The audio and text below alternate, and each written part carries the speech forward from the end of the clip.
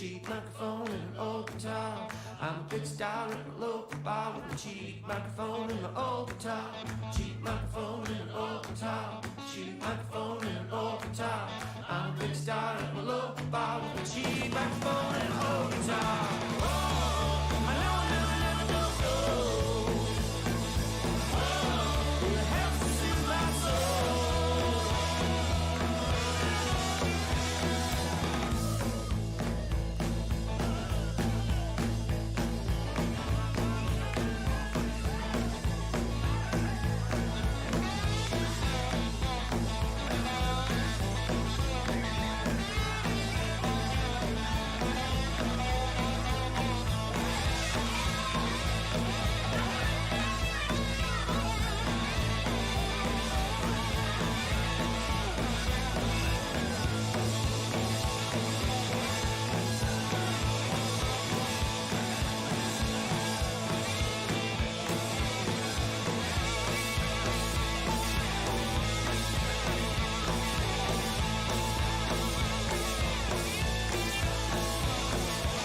You can put me on camera if you want.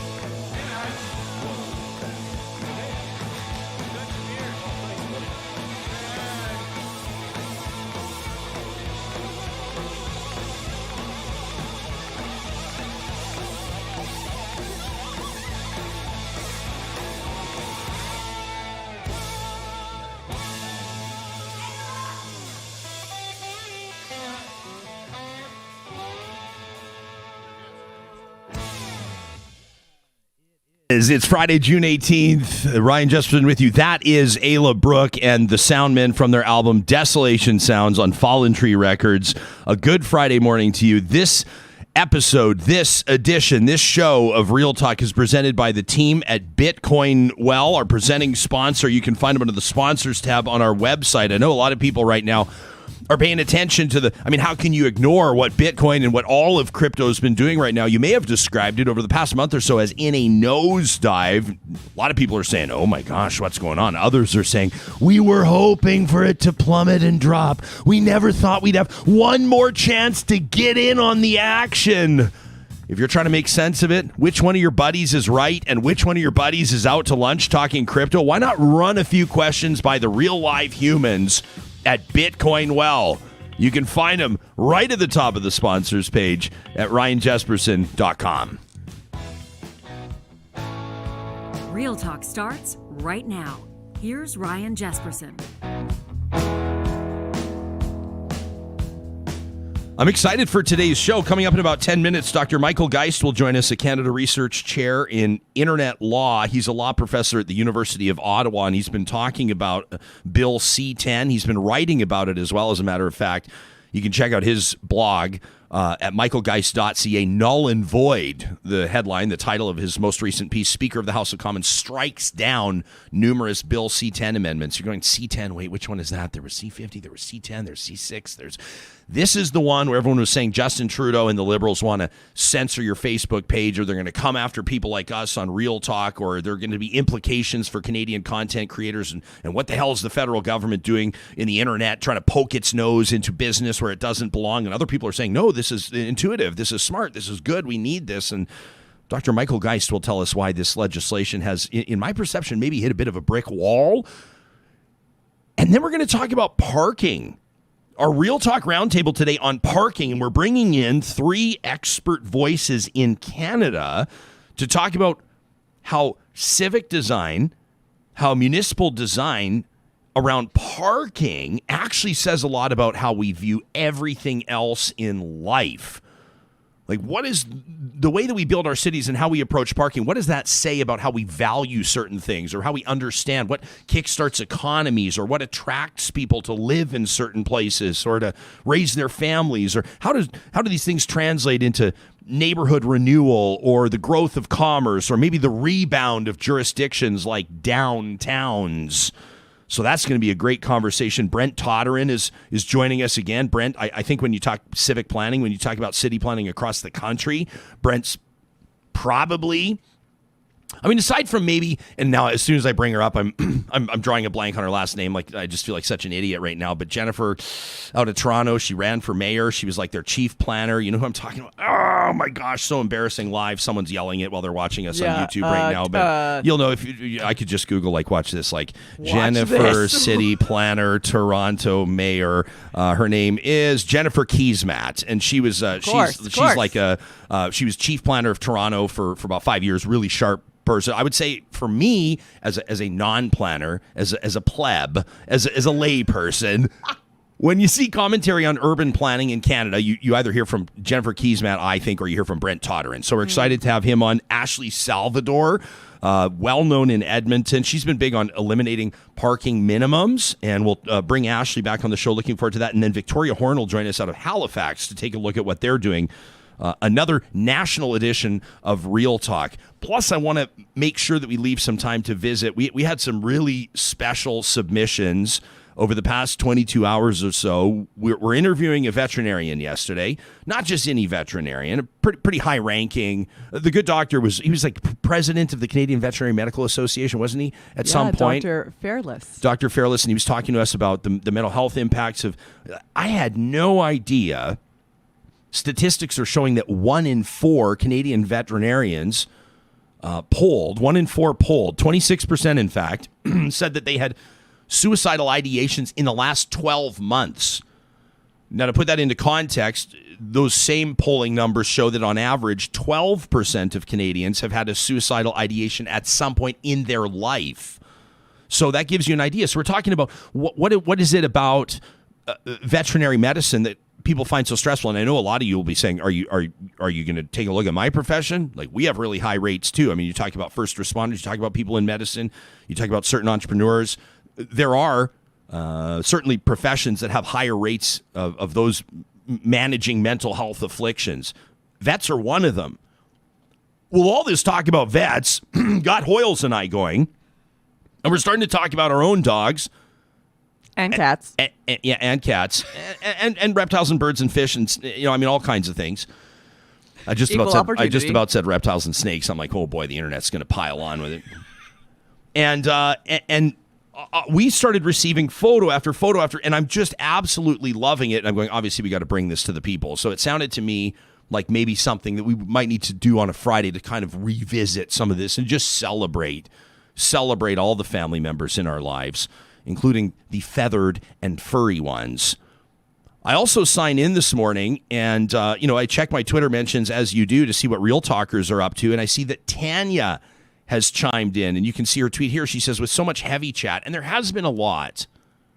There has been a lot, because we're hitting head on the stories that really matter. So we're talking about residential schools and reconciliation and abuse and mental health and suicide and racism and all of these things that are so important. And also you go, like, I remember when Jesperson used to debate whether or not pineapple belonged on pizza. I mean, that's a bad example. Which it does. I was going to say, there's no debate there.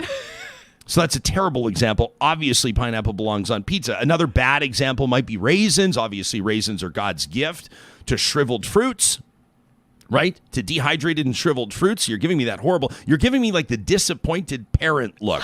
Like I'm really disappointed in you, I'm the kid Ryan. up at the piano recital that it's very obvious I did not practice, and my parents are now in attendance to realize how poorly I stack up against the other kids. I would say, I mean, when you said that raisins are the best dried fruit, I that's where I take issue. I would take issue. I mean, dates I think are also up there. And have you ever tried a dried mango? Okay, I'm open to it. Yeah, I have. And as a matter of fact, I guess I haven't really thought through the proclamation. Yeah, I think you might want to. The one thing I think that's really sad about raisins, raisins, is that they did not become wine. That's the only thing that would be regrettable. If I was a raisin, I would sort of feel like I could have done so much more. I could have done better. So there might be that. And then, so Tanya, but let's get back to Tanya's tweet, because this is what we do. Like, we're you and me, shiny things, and we're just gone. And Tanya's like, I was sort of hoping actually that he might read my full tweet. She's like, I know it's like 14 words, Ryan, so it's going to take. But here she says, so with so much heavy chat, and she's right, she says, let's get Jesperson to bring more of these hard-hitting questions to Real Talk. And she links to a piece in the National Post. Some people's heads are going to explode that we're talking about the Post. I get it. But maybe the National Post now is staying in its lane, right? no more columns for Rex Murphy, and now we can talk about, is it okay or not to wear shoes inside the house? Writes the opinion piece, the author of the piece, which I've not even opened, only if you're an abject barbarian. Is it okay to wear shoes in the house? And we get into this. Let's see who wrote this. Tristan Hopper. I love Tristan. Actually, we got to get Tristan back on the show. Okay, I'm not surprised it's him that's written this, Tanya. I'm just literally opening this live. But where are the pants is what I want to know. Well, those are like short little shorts. Okay. Yeah, those are short little shorts. Shorts. Those are such cute little shorts, little buddy shorts. Is it okay to wear shoes in the house? Do you, if I were to visit, let me ask you what you do personally in your own home. Do you wear shoes in your home? No.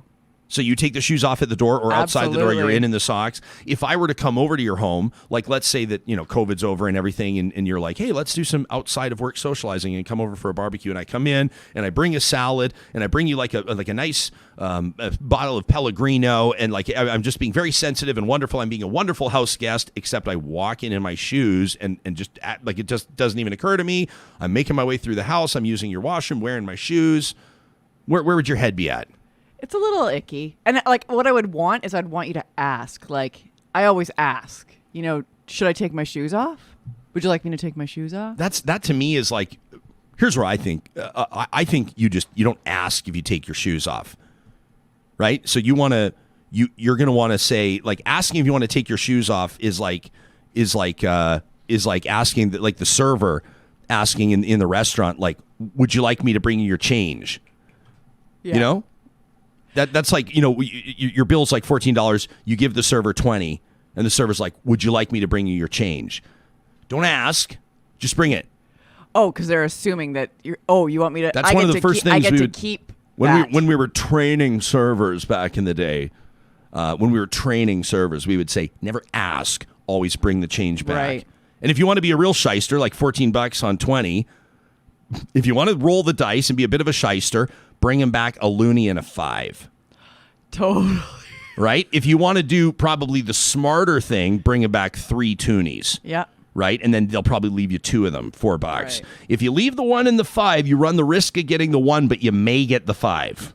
It just depends on how well you feel that it's resonated at the table, how well your service has been. But don't ask. So I would say like, would you like me to take my shoes off? Just take your shoes off. Right. And then if the person says, oh, no, don't worry about it. Those are the ones that I always get kind of questionable. You go visit someone in their beautiful home, like nice heart. They've got like some rare, they went out and like they went down to the Brazilian rainforest and picked out which part they wanted to deforest for their own personal pleasure. Those types of beautiful hardwood floors. Here's my own little. I don't know who you're hanging out with. I don't know what that is. Here's my own little pocket of the Brazilian rainforest. But please remove your shoes while you walk on it. I'd be curious to know. No, but you can't. I'm not. Whoa. You? Oh, I thought that I had made myself very clear. Obviously, shoes off. Okay. Now, if my wife was here or chiming in, which she may very well do, because I think she has the Zoom link. I think she could barge her way into the show at any time.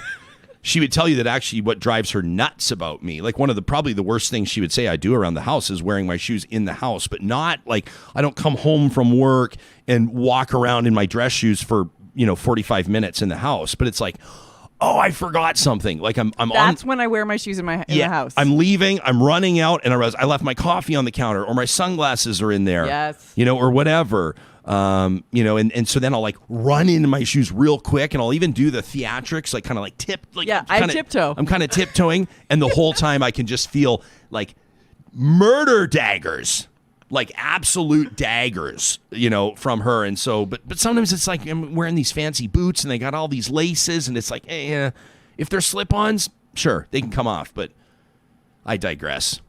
I'm glad that we were agreeing on this one. What I'm thinking we'll do is at some point, probably almost immediately. Actually, we're kind of we crossed a step in our.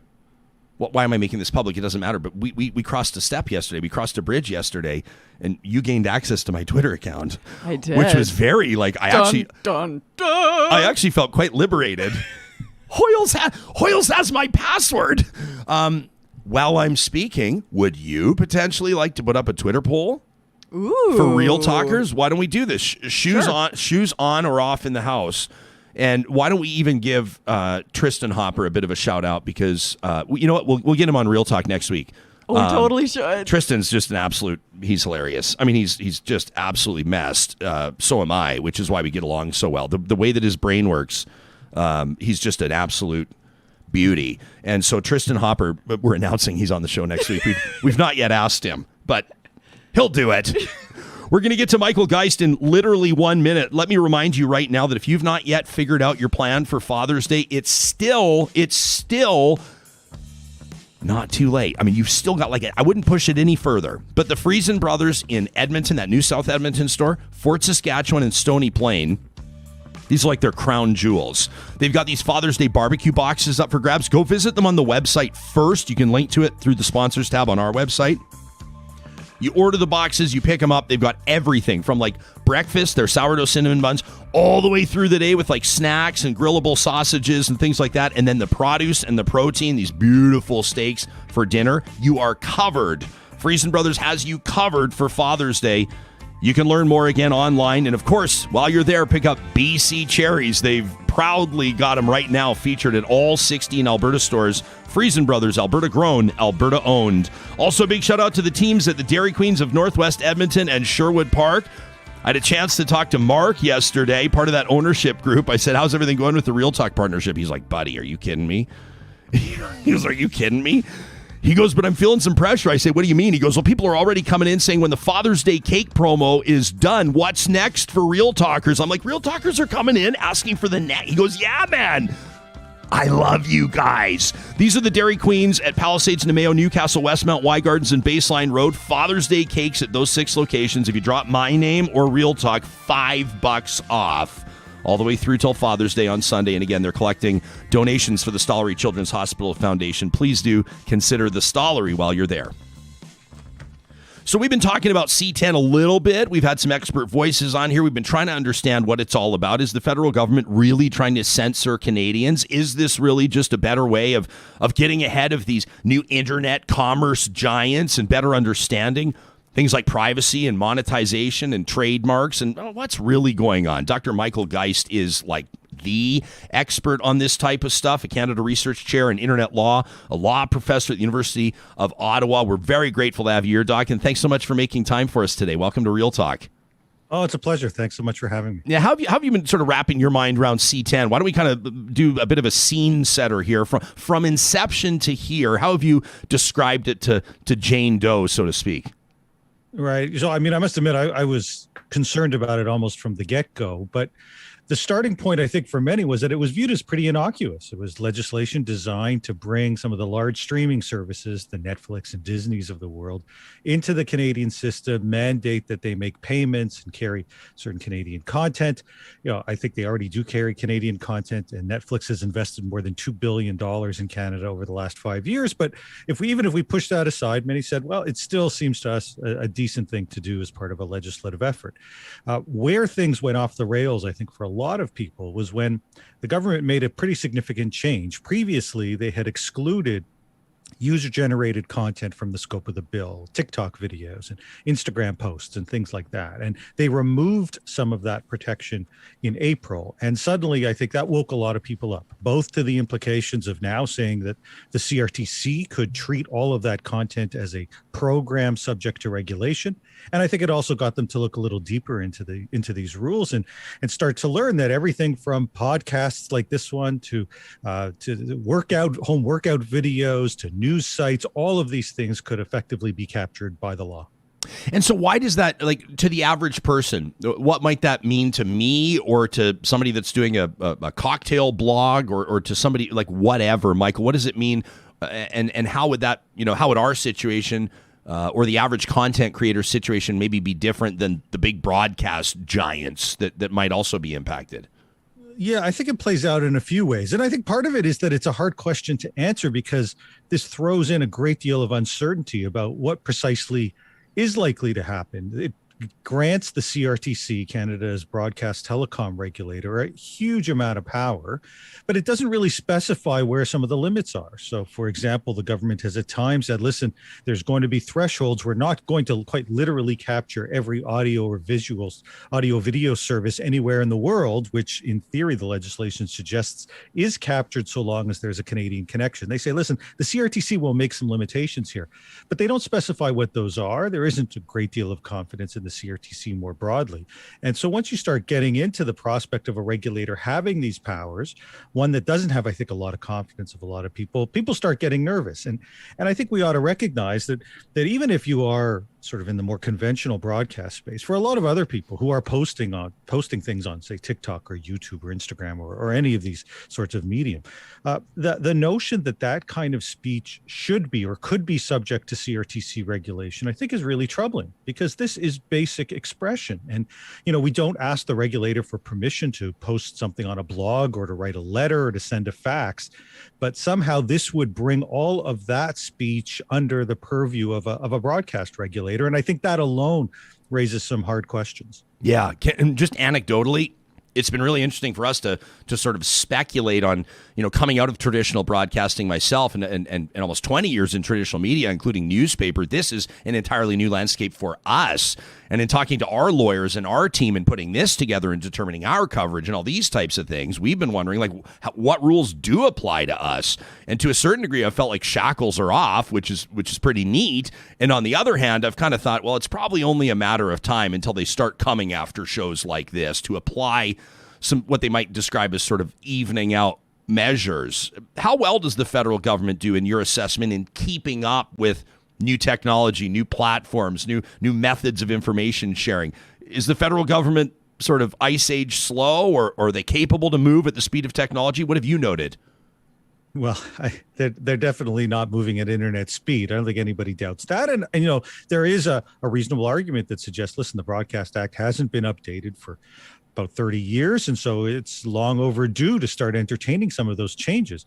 But I think when you also make the case that it sometimes takes decades to make these changes, it's essential to get them right, because we don't make these changes very frequently. And I think part of the problem here is that it takes some of those old rules around radio and television, says, well, we can just kind of slap them on the internet and say that the same kinds of rules are going to apply. And I don't think that's always right. I think there are fundamental differences between someone who has a podcast, let's say, and someone who broadcasts on radio spectrum that is licensed, that carries certain responsibilities as well as certain privileges. And the idea that all the rules should be precisely the same just because it sounds the same, the content is similar, doesn't, I think, mean that the content that the regulations themselves should be identical. Michael, can you give us, so there's this, the speaker basically declaring, many of these amendments to C-10 null and void. And I think now people are trying to understand exactly what the implications are here. It seems like from I'll be honest, I'm sort of like shin deep in my understanding on this. I'm still in the wading pool here, but the general sense I've got, including some of the interviews I've seen with Minister Stephen Guilbeault, where he's almost come across as a little bit underinformed and somewhat embarrassed about this entire thing.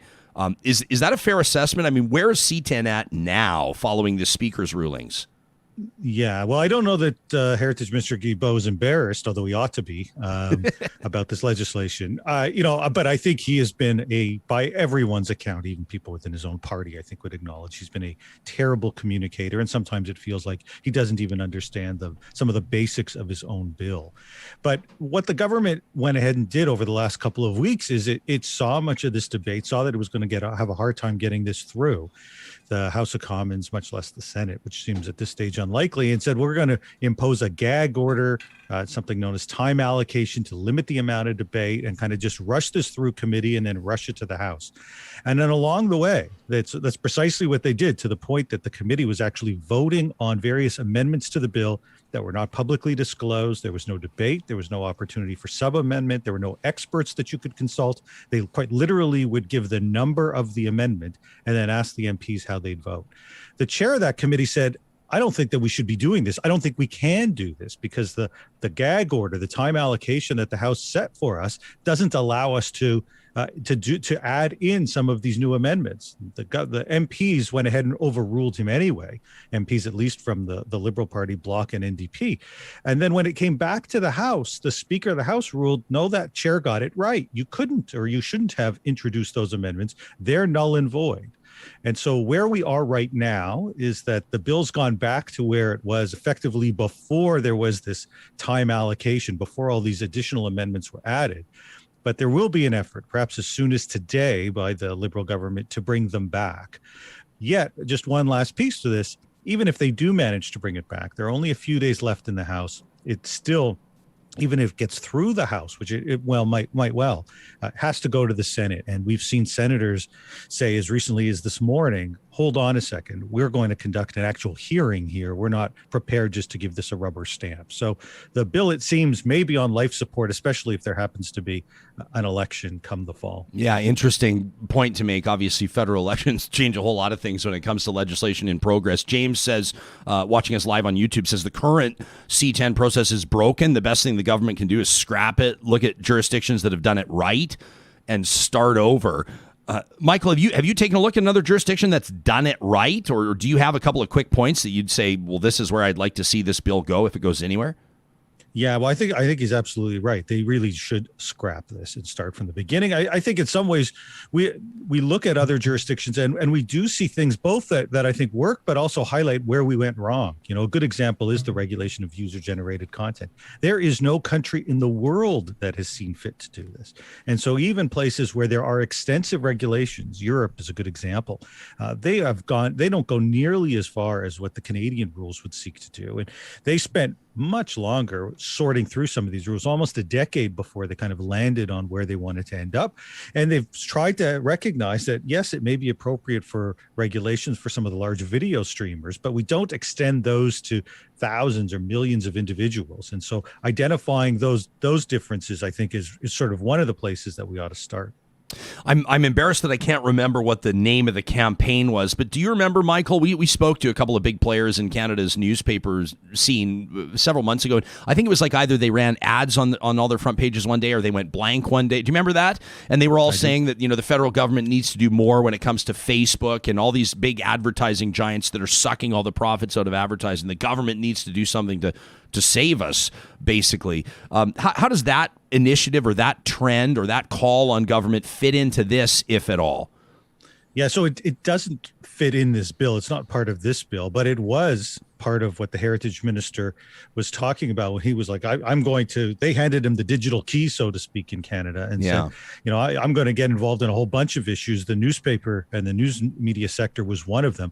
But there's been pushback there too. You know, I think that when you start running blank front pages and actively lobbying for government intervention, at the same time when some of your own members, some of the same media members, are striking deals with these companies, you lose a lot of credibility along the way. And I think that there's been real harm to the credibility of the media sector when they're arguing basically that links ought to be paid for and that it's the government that needs to step in and intervene in negotiations when around the world hundreds of media organizations have found ways to strike deals. And in Canada, we've seen more than a dozen do the same. Yeah. And I don't know this. I mean, for me, obviously journalism is so important. It's more important now than ever that people are going to have trusted, reliable information. These stories are being told, that governments are being held to account, et cetera, et cetera, et cetera.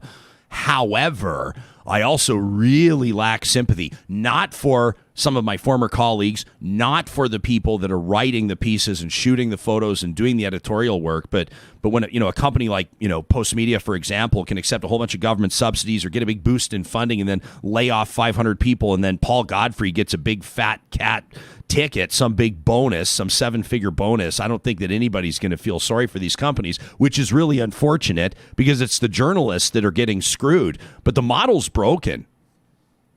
It is, and I think there's wide agreement at this stage that we need to find some mechanisms for support, but there are always these risks that, as these media organizations become more and more beholden to the government, it compromises their ability to fairly report on some of these issues. And so I think we've got to be careful about some of the steps that we take. I think we also have to ensure that in the rush to try to bring in some of these kinds of new rules, that we don't harm the more innovative players. We are seeing many online only digital media services, some focusing on the local environment, some specialized. We, of course, see all these new podcast networks emerge. We're seeing so much taking place, so much excitement and innovation. And I think that for many, there is a sense that some of these larger legacy players are really just trying to preserve their status here and could ultimately impede some of that innovation along the way. Michael, in closing, Deborah is chiming in. She says, hang on a second. I thought the intention of Bill C-10 was so that content creators could be paid for their work. Is there any angle on C-10 where that might be the case? It's an interesting one. I haven't heard it before. No, there isn't. Yeah. This had nothing to do with being paid for content online at all. It was certainly looking to require certain companies to contribute to the production of Canadian content. But once content gets created, this has nothing to do with those issues.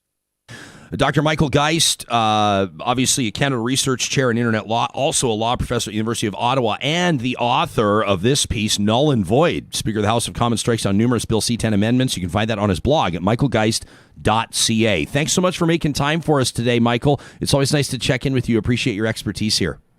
Oh, my pleasure. Thank you so much for having me. Yeah, you bet. Have a great weekend. You can let us know what you think on the live chat here. Of course, Sarah's keeping an eye on our hashtag RealTalkRJ. I don't have to tell you, I'm sure, but I will keep reminding you that our hashtag is powered by the team at Park Power. They've been there with us since the beginning. And of course, for us, we find alignment with Park Power because they're one of these grassroots companies that they're less than 10 years old and they're already making big inroads in their communities because they understand what makes people tick. You might say, well, who's your natural gas provider? I don't know, man. Whoever ran the line to the house. Well, you have a choice where you're getting your electricity, natural gas, and internet. If you could choose a company that doesn't really care about much besides profits, or a company that takes 10% of its profits and plugs it back into nonprofits where they live and work, which company would you choose? And then if you heard that company, that better option, was also giving you $70 off your first bill, no brainer. Use the promo code 2021-RealTalk at parkpower.ca to bring your business over and get that nice little discount off bill number one. Also, a big shout out to the team right now at Eden Landscaping. It's going to be a busy weekend for them. Their crews are absolutely wide open right now, just giving her in backyards, front yards, and beautiful spaces, or soon to be beautiful spaces. Their teams for more than 20 years have been working with people that either have a very clear vision or people that are maybe more like us. You come into our space and we say, what do you think you could do? If you were dreaming big, based on your expertise, how could you transform this space? It's what they do. You can see the evidence of it, the proof on their website, landscapeedmonton.ca. Link to it through ours. That's Eden Landscaping, doing great work in Edmonton and surrounding area. Sarah Hoyles, I've been keeping an eye a little bit on the live chat, people talking about whether or not they take off their shoes in the house. And it's been really interesting to see, like, Daniel brings up a very good point. You're going to somebody else's house, and Daniel says, like, what if you have holes in your socks, right? You want to keep your, because you might show up at some fancy party. You might show up at some mixer and mingler, and you want to wear the socks that are really killing it because you're wearing the, your tailor told you that you should wear the sort of like flood pants now, that your pants should be up a little bit, your socks should be showing a little bit, and you've got that favorite pair of socks that fits really well, but the toes ripped out. So you wear your fancy shoes, too, because you think it's like a garden party, and then you show up and you realize everybody's got their shoes off, and oh, boy. Oh. Or if you're like me, I'm sorry, I'm going to say this. I'm just going to tell you the truth. Don't worry, I keep them trimmed. What are we talking about here? But if you've got, like, we got a pitch. Did you see the advertising pitch we got? I'm not going to say the name of the company. Did you see it? No. It's like a manscaping company, but the name of the company is very specific. The word balls is in the name of the company. They're like, we think your podcast is a great fit. I was like, not sure. But feet, people like me, I do not have good-looking feet. Well, really, who does? I have troll feet. Maybe babies have good-looking feet, but other than that. My feet are size 12 and a half. You know what that means, right? Big socks. and they've got a little bit of hair on them, and so you got to keep them trimmed. I keep them tight. It's summertime, especially. You're gonna be wearing flip flops, you know. But I don't want my feet on display at a party where I barely know anybody. So I always like it when people are throwing parties and this, like just for the party. You know, we're gonna clean the floor later, but shoes on for the party. Yeah, I think that's the one time where it's like, you know, I'm not going to be the gatekeeper here. If Yeah. people are needing to, especially like if you're having a barbecue out back and people are coming in. I mean, this is all pre-COVID. Yeah. So this is me just like blue skying it. If we ever get there again. Doug's wondering. Oh, we're gonna get there. Doug's wondering. Just everybody get your shots. Get your shots. Get your shots. I talked to yesterday. I was able to play some golf yesterday, and I talked to a friend and he says to me, "Do you have your second shot?" Or he goes, "Are you vaccinated?" I'm like, well, obviously. And he goes, like both shots? I go, well, I have half. I go, I've got one. And he's like, what are you waiting for? And I'm like, what do you mean? He goes, what are you waiting for? And I'm like, well, yeah, I'm just waiting for my you know, like blah, blah, blah. I'm stammering. And he's like, look at me. And I said, why are you treating me like I'm a leper? Yeah. You know? And he says to me, I said, do you think I'm the outlier here? And he says, like, all of a sudden, I'm the problem, and maybe I am. And he says to me, honestly, I think that if you're only half vaxxed at this point, yeah, I think you're the outlier, he says to me. Wow. Yeah. I've got one shot as well. I haven't had the chance to book my second shot. I mean, the intention is there. Yeah. But if somebody said to us, like, hey, have you got your first shot? If we say, have you got your first shot? And they go, well, no, but the intention's there. We would be like, what is your deal, buddy? Good point. What is your deal? So anyway, so as these guys were like sharing a cigar yesterday and drinking from the same water bottle, they wouldn't do. They're like, yuck, Jesperson. I kid. Did you know, I will just point out that the Twitter poll is up, FYI. So is it okay to wear shoes inside the house is up. And if you want to take a little look-see at that one. What are people saying? So far, the hard no is way in the lead at 70, so let's say 79%. And the yep, wear shoes in the house, 21%. Okay, hard. We already have 468 votes in 11 minutes? This is a... Gosh, like if we were to be like, do you think Alberta should have a sales tax? We'd have like 9 votes. No, actually, that would be pretty huge. Yeah. That would be pretty huge. I see Jenny loves it. Jenny says it's a very American question, which is interesting. Jenny Adams of the Adams Agency, there are physical next door neighbors, and they're bracing themselves for about an hour and 10 minutes from now where they no longer host business meetings Fridays around 10 o'clock because trash talk is coming. And I believe it's been somewhat problematic in past because our walls are not the thickest. So there's no meetings on Zoom at the Adams Agency Fridays around 10 o'clock. Okay, people are saying the hardest of no's. Linda Huang, who's been on the show before, Linda says the hardest of no's to wearing shoes inside the house. Pretty interesting stuff. I want to get to some more of these comments. Clarice says, yeah, sure, only because there's no carpet anywhere, which is a bit of that's different, right? If you're wearing your shoes on carpet, way different than wearing your shoes on hardwood or lino or whatever else. Right. I mean, I don't want to rub people the wrong way, but carpet, gross. Yeah. Like, period. Full stop. Gross. Like hardwood floor, laminate, anything but carpet. So Peace Officer Dwight Don, who's a fan of the show, and he's watching, he says, you know how much of a pain in the butt it is to undo these things? He's got his service boots on and then put them back, especially when you're wearing your belt and your vest, right? Yeah, if I'm that guy. Like if the police are coming to your house, they're not taking their shoes off. But it would be a nice gesture. I mean, come on. And then all hell breaks loose and they have to chase a guy and they got to like sit down. They got to like be putting their shoes back. Hang on. Wait, guy. Wait up. Just give me a 5. Just a little head start, not a big head start. Katie says, I don't like cleaning up after my own dirt. Why would I want to add to it? Diane says, special shoes for indoors. The sweaty looking prints on hardwood and carpet are a no-go. She says it must be nice to have perfect feet that don't require shoes. I'm with you, Diane. All these snobs. Nigel says, I never used to. Okay, so here, there's always different perspectives. Like Nigel says, I never used to, but my chemo, Nigel, we wish you well, my man. My chemo, he says, it affects my feet and hands for sensitivity. So he says, so I have indoor sandals that I use to give my feet some padding, and it makes it easier to walk around the house. Nigel, when you kick cancer's ass, let's hang out and have a beer. We're cheering for you. Tyler says it's clearly unacceptable unless you're a little kid breaking in new indoor shoes for school by cruising around the house. He says the same goes for wearing skates with guards on to break them in. He says, let's leave wearing shoes in the house to the Yanks. That is one of the most Canadian responses ever. Can you wear shoes in the house? Oh, hey there, bud. Only wear your skates there, bud, if you got to break them in. But make sure you got the guards on, eh? Make sure you got the guards on, eh? Let's leave the shoes to the Yanks there, bud. It all of a sudden kind of became like a Minnesota thing as opposed to a Canadian thing there, but Potato. big shout out to everybody watching the show in Minnesota and Wisconsin today. Let's get into this. Real Talk Roundtable every Friday right around this time. We take on an issue, a relevant issue, an important issue, and we bring on the foremost experts in the country to talk about it.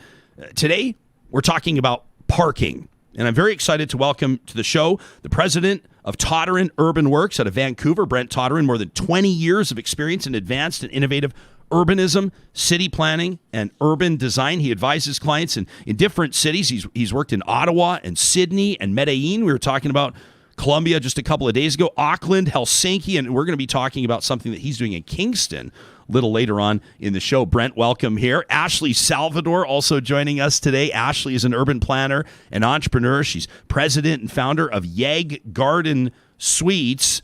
She's been a strong advocate for a ton of city issues, including eliminating minimum parking requirements. And it's probably relevant to let you know that she's also seeking a seat on Edmonton City Council right now, though we won't talk much about her campaign because it would be unfair to the other candidates. But Ashley, I'm thrilled to see you running. Welcome to the show. And Victoria Horne, rounding out our roundtable today. Victoria is the Director of Parking Services for the regional municipality in Halifax. They're responsible for a whole bunch of things: parking management, on and off street parking, policy enforcement, customer service. They're making parking free in downtown Halifax, and we're going to find out why. Victoria, thanks for being here. Brent, why don't we start with you? You're the one that kind of, quite frankly, kick-started this conversation here on Real Talk. Tell us about the work that you're doing in Ontario right now.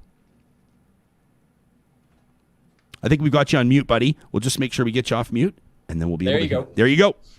There's a number of cities across Canada that are right in the middle of tackling the P word of city building, parking. And in Kingston's case, though, we've been looking at bigger cities. We looked at Edmonton. We were inspired by Edmonton. We were inspired by Vancouver, and I'm the former chief planner here in Vancouver, so I know that system well. But there aren't that many small and medium-sized cities that have really fundamentally rethought the P word, the approach to municipal parking. And frankly, how the regulations for parking are really standing in the way of Kingston's own aspirations. Kingston wants to be carbon neutral within decades. It wants to be the most livable or it's the most sustainable city in Canada. It declared first Ontario municipality to declare a climate emergency. It wants to tackle affordability. And all of these big goals and aspirations, the way that they are regulating parking, the aha moment is it's actually standing in the way of achieving many of these big aspirations. So what we're doing in Kingston, and I've co-written a paper with the city staff that we've put out there with great fanfare to change the conversation, the perspective about how we plan parking in the city. Because first we need a new conversation, a quick new conversation. And we're also presenting new ideas that would transform the way that Kingston regulates parking to make it more sustainable, more affordable, more practical, more equitable, more accessible, etc. And in doing all of that, we've been inspired by the big cities, but frankly, we want to show that this kind of innovation isn't just a big city thing. There's a lot more cities of the size and scale of Kingston in Canada than there are cities of the size and scale of Edmonton, for example. So we want every city to be knowing that rethinking your parking is a critical connecting of the dots if you take all of your big aspirations and goals seriously. I'm excited because I knew that we weren't just going to be talking about how can we make sure that people can park as close as possible to the front door of IKEA. I knew that we were going to be talking about livability and sustainability and equitable offerings and all of these types of things that matter.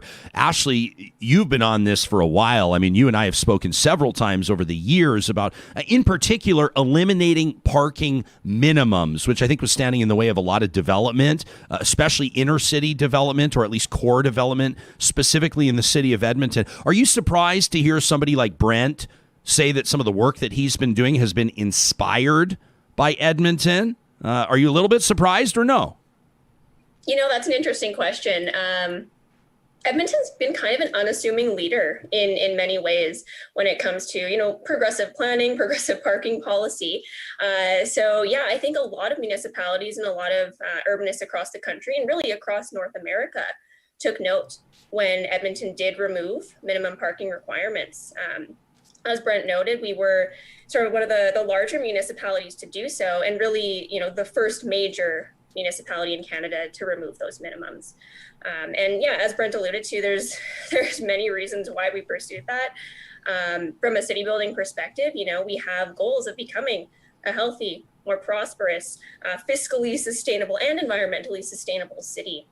And being able to pull on that lever of parking is one way for us to move closer to that goal.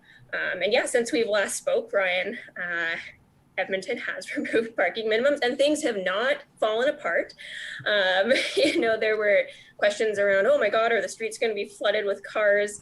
And of course, that crisis has not happened. In the last year, we have seen a number of projects move forward with minimal parking, a lot of them located next to high frequency transit or LRT stops.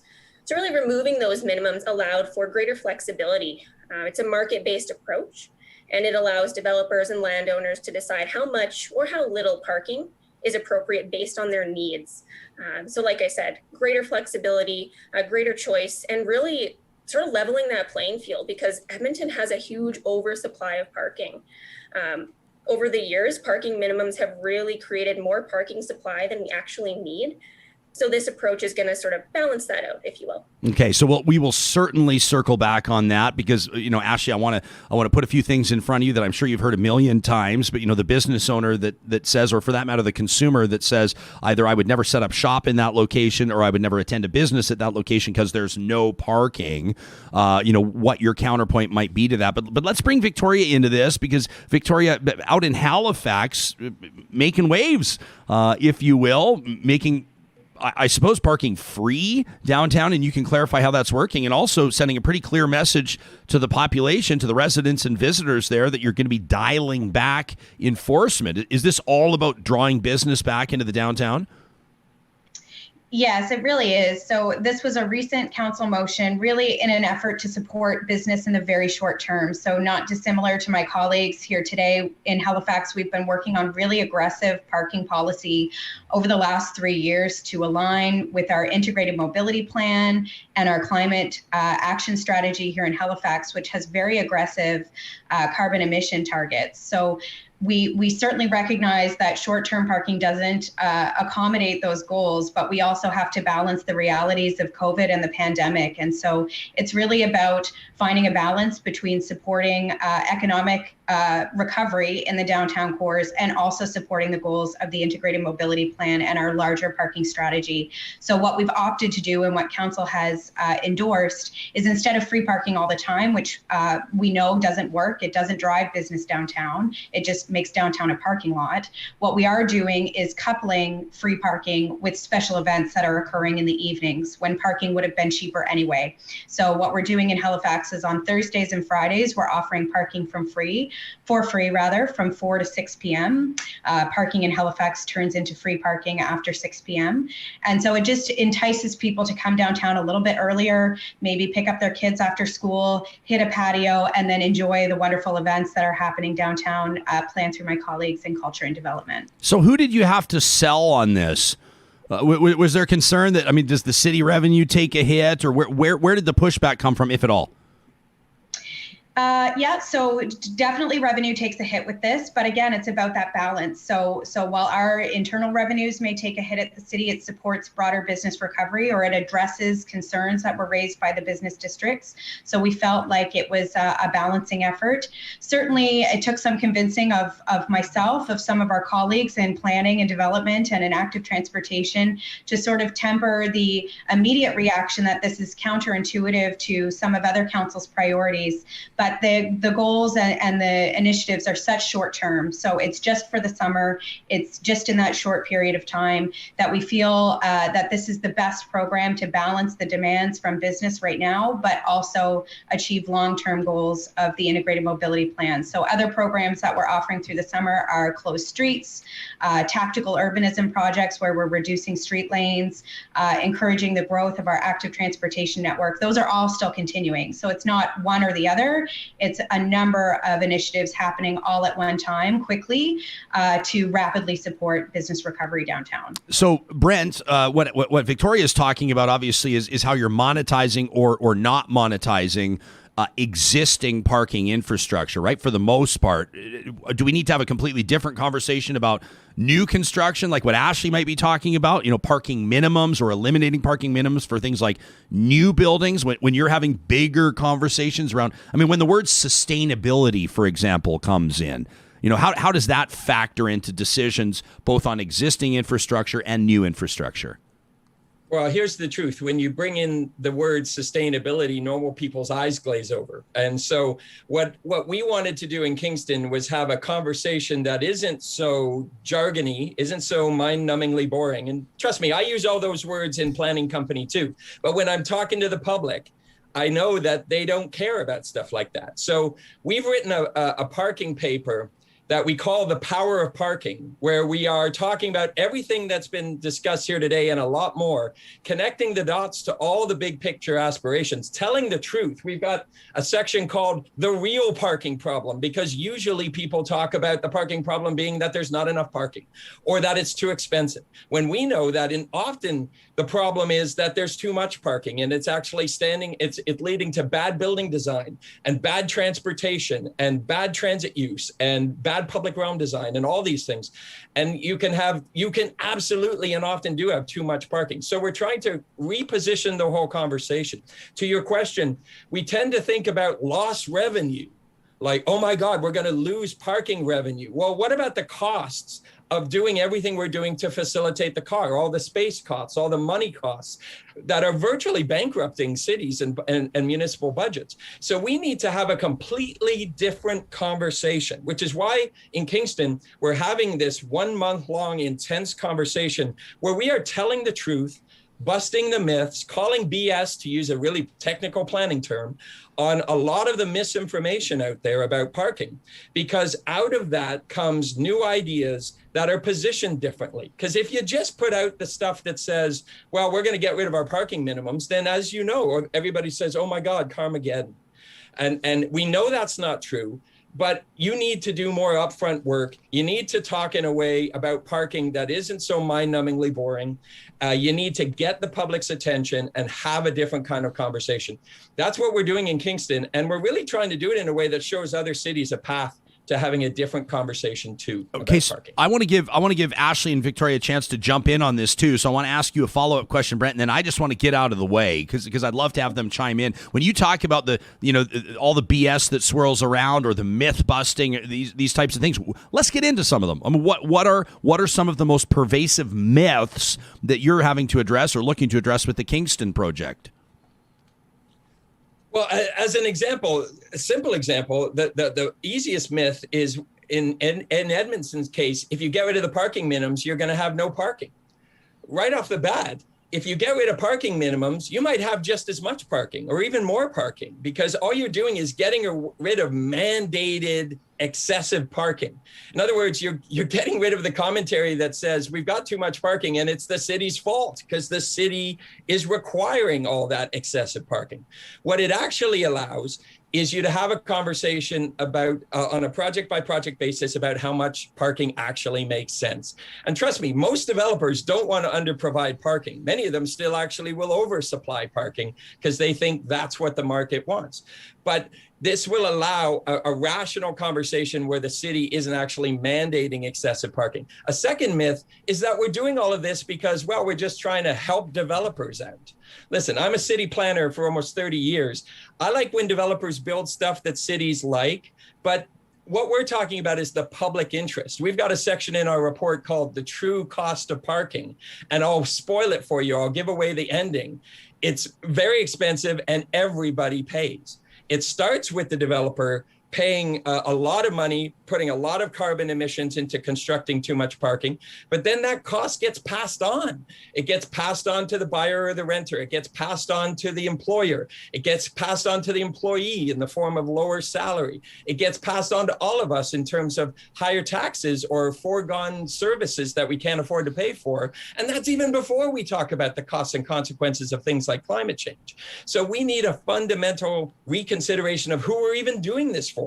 This isn't about developers making more money. Everything we're talking about in this context is about a better connecting of the dots to the public interest, the things we actually say as a city we want to achieve, and then we let parking stand in the way of achieving it.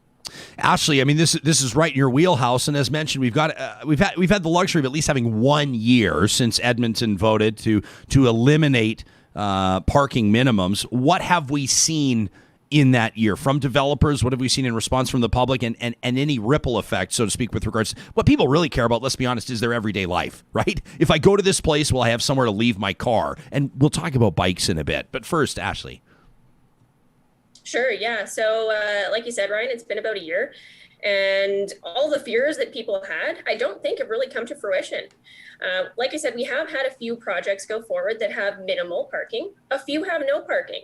And, those developers made strategic decisions based on their context and location and their target market. They're literally located next to an LRT, and they get to avoid, sometimes millions of dollars of parking costs that would have been incurred because of parking minimums. So you're ending up with a more affordable project. There's ties to affordable housing here that we haven't even touched on in depth. But as Brent said, those costs that are typically incurred because of parking get passed into the rent you pay, the groceries you buy. So in that sense, we are helping create a more affordable city by removing these types of regulatory constraints. And at the end of the day, we always joke that parking minimums are kind of this government mandated participation in the creation of this high cost, high emission city. Like the government is essentially saying, okay, well, we've decided for you based on not a lot of fact, not a lot of data, that you're going to take part in this exercise. And it's funny, if you look at sort of the roots and the origins of a lot of these parking minimums, there's no rational basis. You play golf, Ryan. The parking minimums for a lot of golf courses are based on the number of holes. Okay, some curling rinks, the parking minimums are based on the number of rinks, and things like go-kart tracks. It's based on the number of go-karts that exist for this specific business. So there's really no. Okay, but Ashley, hang on a second. Let me just ask, because I'm not, I just don't quite understand. But I would imagine people would be saying, okay, so if I've got a curling rink in my neighborhood, though, and there's I don't know curling well enough to even know what you call them, sheets. What do you call them? Rinks, I guess. So let's say there's lanes. It's not a bowling alley, but let's say there's 6 rinks or whatever you call it, 6 sheets. And people will say, okay, so there's probably like an average of 6 people playing at a time, or 8 people playing at a time. 6 times 8, 48. They've got people visiting. Mostly come in 2 person per car. We should have 25 spots minimum, because if we don't have 25 spots, then the cars are going to spill out into the street, and then the locals are going to get pissed off because there's nowhere for them to park their 4 vehicles in front of their house anymore. And this is how people think. Right? So what's wrong with that logic? Why doesn't that logic work? So why is it the government's responsibility to determine how many parking stalls? I guess because people living down the street from the curling rink would be like, the curling rink doesn't give a rip about me as long as their, members can find places to park. They don't care about me. I need the government to protect me. But the curling rink cares about having customers. And the curling rink as a business knows that there's demand for parking. So they're going to make that decision. We are seeing developers recognize that we are still a fairly auto-centric society. Edmonton in particular, we have for decades been an auto-centric society, and people still rely on cars. So this isn't about getting rid of parking. It's really about allowing people to make contextual decisions. And, in concert with the removal of parking minimums, in order to deal with any sort of spillover that you're describing, Ryan, the city of Edmonton is actually doing a public parking action plan as well. And that's going to be about modernizing the management of off-street parking. So that's about sort of charging the right fees for off-street parking to make sure there's that turnover, to make sure that, in residential areas that are seeing a lot of that spillover, folks who live there, maybe there's potential for permits. So it's not just about removing minimums, it's about thinking about parking in general as this public asset, and how we're managing that asset so that everyone is better off. And that there's a higher quality of life in our neighborhoods as well.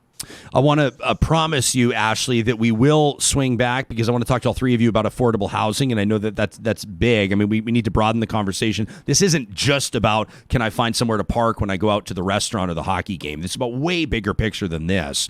And I want to ask the three of you to get all kinds of esoteric in the second half of our conversation here. But when we talk about, this is a great point from Erin. Erin's tuned in live this morning. She says, everybody thinks that no parking will kill business until they see the vibrancy of a pedestrian or active transport street or a district even. They can't visualize it in the place they are because that rarely exists. Erin, that with a great comment there, and I can see, Victoria, you're nodding your head there like this comment is resonating with you. How does that apply to what you're doing in Halifax? Well, she's right. Studies show that parking doesn't result in greater business. It's active transportation, it's open streets, it's streets that are pedestrian friendly. Those are the economic drivers for businesses in the downtown cores. And so it's really, again, about finding that balance. And not dissimilar to Edmonton, we are a very regional area here in Halifax where the same HRM is the same size as the province of Prince Edward Island.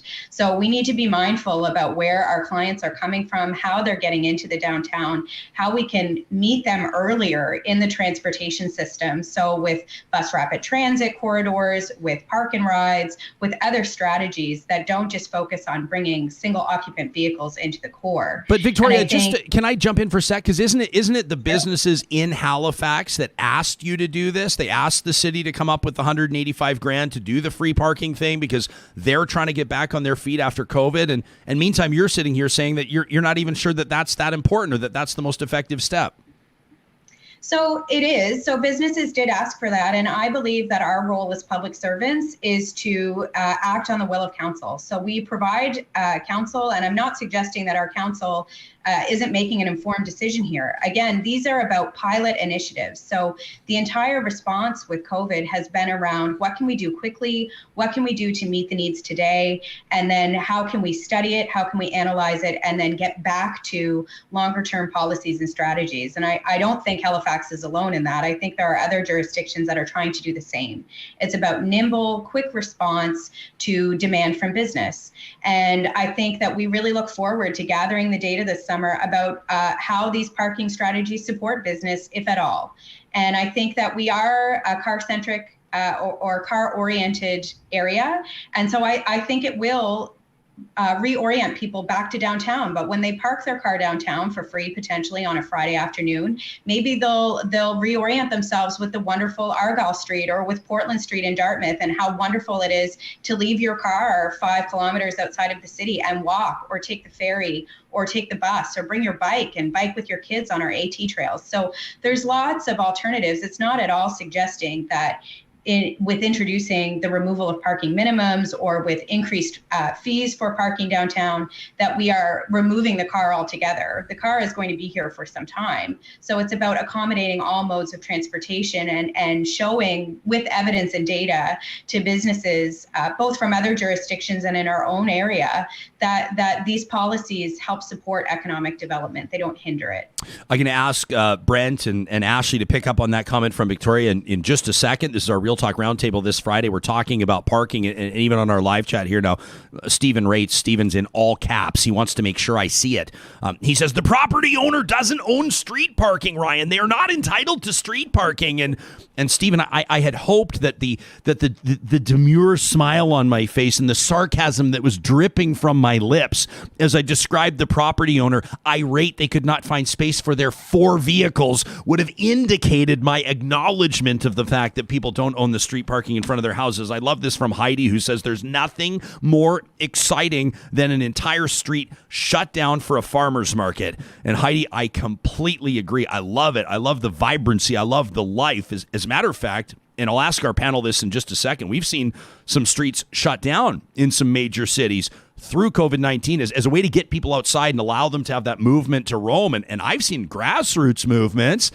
What I mean by that is, I suppose, casual conversations from people that are saying, why don't we just leave it like that? I mean, we've realized that in some spots, maybe we should leave them like that. We'll get to our panel in just a second. Right now, I wanted to remind you, the weekend is upon us. The weather's been beautiful across the country for the most part. And Canadians are looking to get outside. That could include, of course, your plan for Father's Day, maybe a picnic, maybe a little hike somewhere. What about a full-blown camping trip? Campers Village has the best gear for right here. They know Alberta. Founded in 1963, Campers Village has been keeping adventurous Albertans safe and comfortable. If I do the math quickly out of my head, I think that's 58 years. That's almost 60 years they've been in business. You can fact check me if you like. But what I do know, thank you, Sarah. What I do know to be a fact is that they're still locally owned. You know, it's family owned.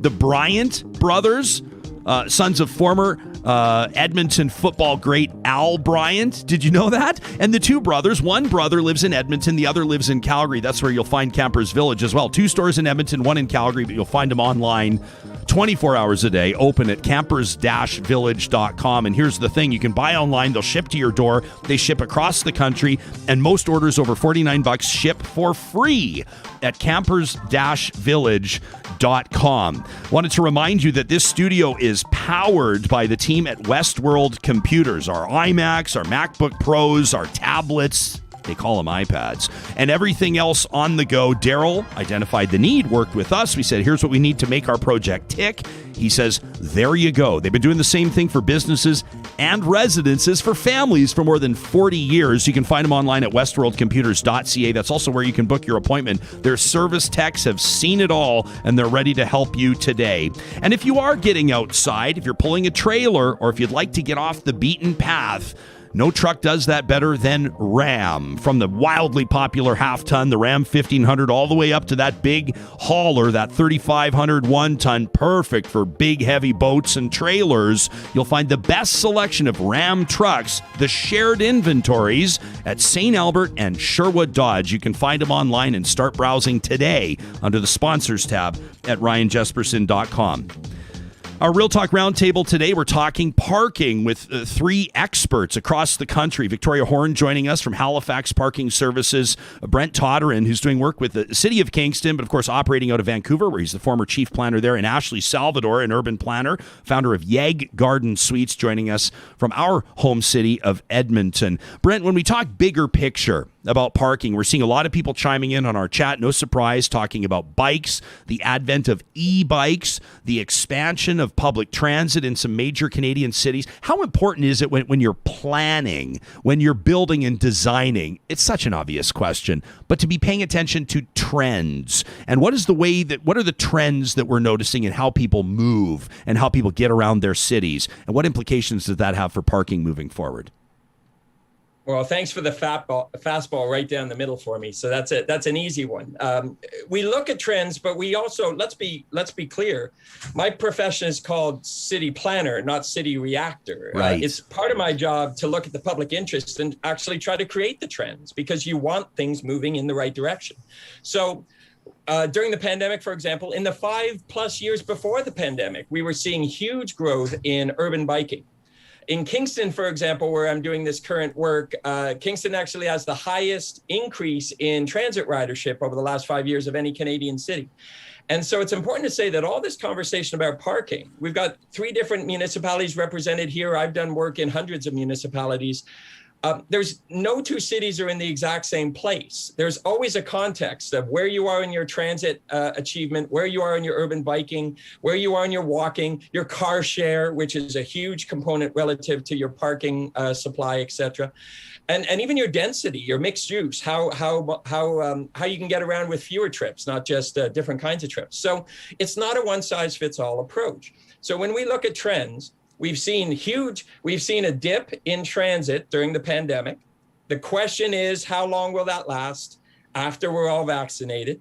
And we don't know the answer to that yet, but we know we need public transit to come back. We need it because cities function better in the way that we need them to for public interest reasons when public transit is transforming car trips. We just know that. But at the same time as transit was going down, urban biking was we were already calling it a bike boom for the last 5 years, but what's a mega boom? During the last 14 months, there's been an absolute global and Canadian mega boom of urban biking. The only limitation being, the ability to be able to buy a bike because there's shortages. And so how cities can get out in front of that or at least react to it quickly is super important to this. So you'll see in our parking reporting in Kingston, it's a parking report, but it's got a ton of innovation about car share, about vehicle electrification, about transit as its connection to parking, about walking and biking. And we're looking forward to where the bikes are going. Bigger bikes, more expensive bikes. So bike theft is a much more significant public policy issue even than it was before, because now it's not $1,000 bike that's getting stolen. It's a $5,000 e-bike that's getting stolen. You need to be able to have your bike parking in residential buildings and in the public realm be able to be plugged in. You need it to be able to fit a cargo bike. An accessible bike for folks that have accessibility challenges, just carriers and trailers for the kids and for the groceries or for the Christmas tree, all the things that are getting moved with bikes in our cities. And you need the bike parking, the bike security, et cetera, to facilitate that. Because once you get all that there, that's when people start to say, hey, I won't just own a bike. I'll now think of my bike as an alternative to the car. And maybe even as an alternative to car ownership. And then you get less need for parking. And that's where you really need to be. So car share, biking, transit, walking, density, land use, infrastructure, everything, all connected. And we tend to think about parking like it's one thing. And often the most important thing, God help us. But it's not. It's not the most important thing. And it's also not just one thing. It's connected to everything else we're trying to do in our cities. But all three of you know exactly what the detractors are going to say. They're going to be listening to Brent and they're going to say, bullshit, somebody's bringing a Christmas tree home on their bike. There's no way people are riding in -30. This is just more of the attack on cars. You know that people are going to be saying that, Ashley. What would you? And I've got an answer for that. Okay, what is it? Bullshit. That's bullshit. Okay. Okay. I am no booster for bikes. Okay. I'm not a bike activist. I'm a city planner who understands how successful cities work and less successful cities work. That's what I care about. And the more people biking, the better the city works for everyone, period, full stop.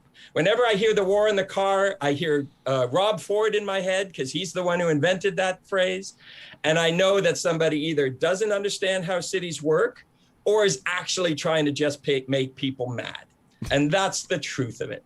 And so it gets a lot of clicks. It gets a lot of maybe votes from angry people, but it's completely oblivious to how successful cities actually work. So part of my job is to call BS on that. And actually, if we're going to have a debate about how our city should be, we need to debate about based on facts, evidence, data, and not just emotion and clickbait. So, yeah. I appreciate that. I had a chance, this is off camera, but I was talking to Edmonton's mayor, who's not seeking re-election, Don Iveson. I asked him that big question, when you start using that word legacy, when you talk to politicians that are not seeking re-election, at least not at the municipal level. And I said to Iveson, I said, what would you prefer to be your legacy? Like when people look back on your mayoral term, what would you like them to recognize or appreciate that you've been able to accomplish? And he didn't think for more than 1 or 2 seconds. And he started talking about homelessness and affordable housing. And I know that that's been a big priority of his and of other civic leaders, of course, across the country and around the world. Ashley, people that are listening to you might say, what are like parking lots, or what does street parking have to do with affordable housing? How do those two conversations tie in together? Sure. So when we talk about parking, as Brent was just sort of explaining, it's a much larger conversation. You can't talk about parking without talking about equity, without talking about sort of having a comprehensive integrated mobility system. And when we're talking about affordable housing in particular, that's really on the sort of parking minimum side. A lot of projects are building more parking than they need when parking minimums are in place. So think about an affordable housing project for a second, and who's actually going to be living in a project like that. Oftentimes, the occupants of a project like that don't drive. Yet parking minimums will say you need to have one parking stall per unit. So, for example, if you're having 60 units in this particular project, you have to incorporate 60 parking stalls. And of course, parking costs a lot of money. So per stall, you're looking at $7,000 to $60,000 a stall. So that can make or break a project. We're looking to have more permanent supportive housing projects in our cities. And if developers and affordable housing providers are burdened with that additional layer of regulatory red tape, if you will, which is really just cost, sometimes these projects won't even go forward. And if they do, the actual end product and the price that folks are paying to live there is going to be higher. So again, it's that idea that the cost of parking filters down into really every element of our lives, including the price we pay for housing. And if we're thinking bigger picture, not just individual affordable housing projects, but the affordability of our city in general, parking makes for a really expensive city. And it's purely based on land use. When we spread ourselves really thin and horizontal, because we've allocated so much land to parking, we actually created a less affordable city, because when we spread ourselves thin, we're expanding outwards. We're creating new roads and new infrastructure and sewers and, schools and libraries at the outskirts of our city, which costs a lot to maintain. A lot of these cities in Canada, especially Edmonton, we have a massive infrastructure deficit. We can barely afford to pay for the infrastructure that we've already built. So if we are creating, these massive parking lots, parking craters, if you will, it's going to be more expensive for every single Edmontonian, because we're going to be paying for that in the taxes we pay. Again, filtering down to every single resident of this city.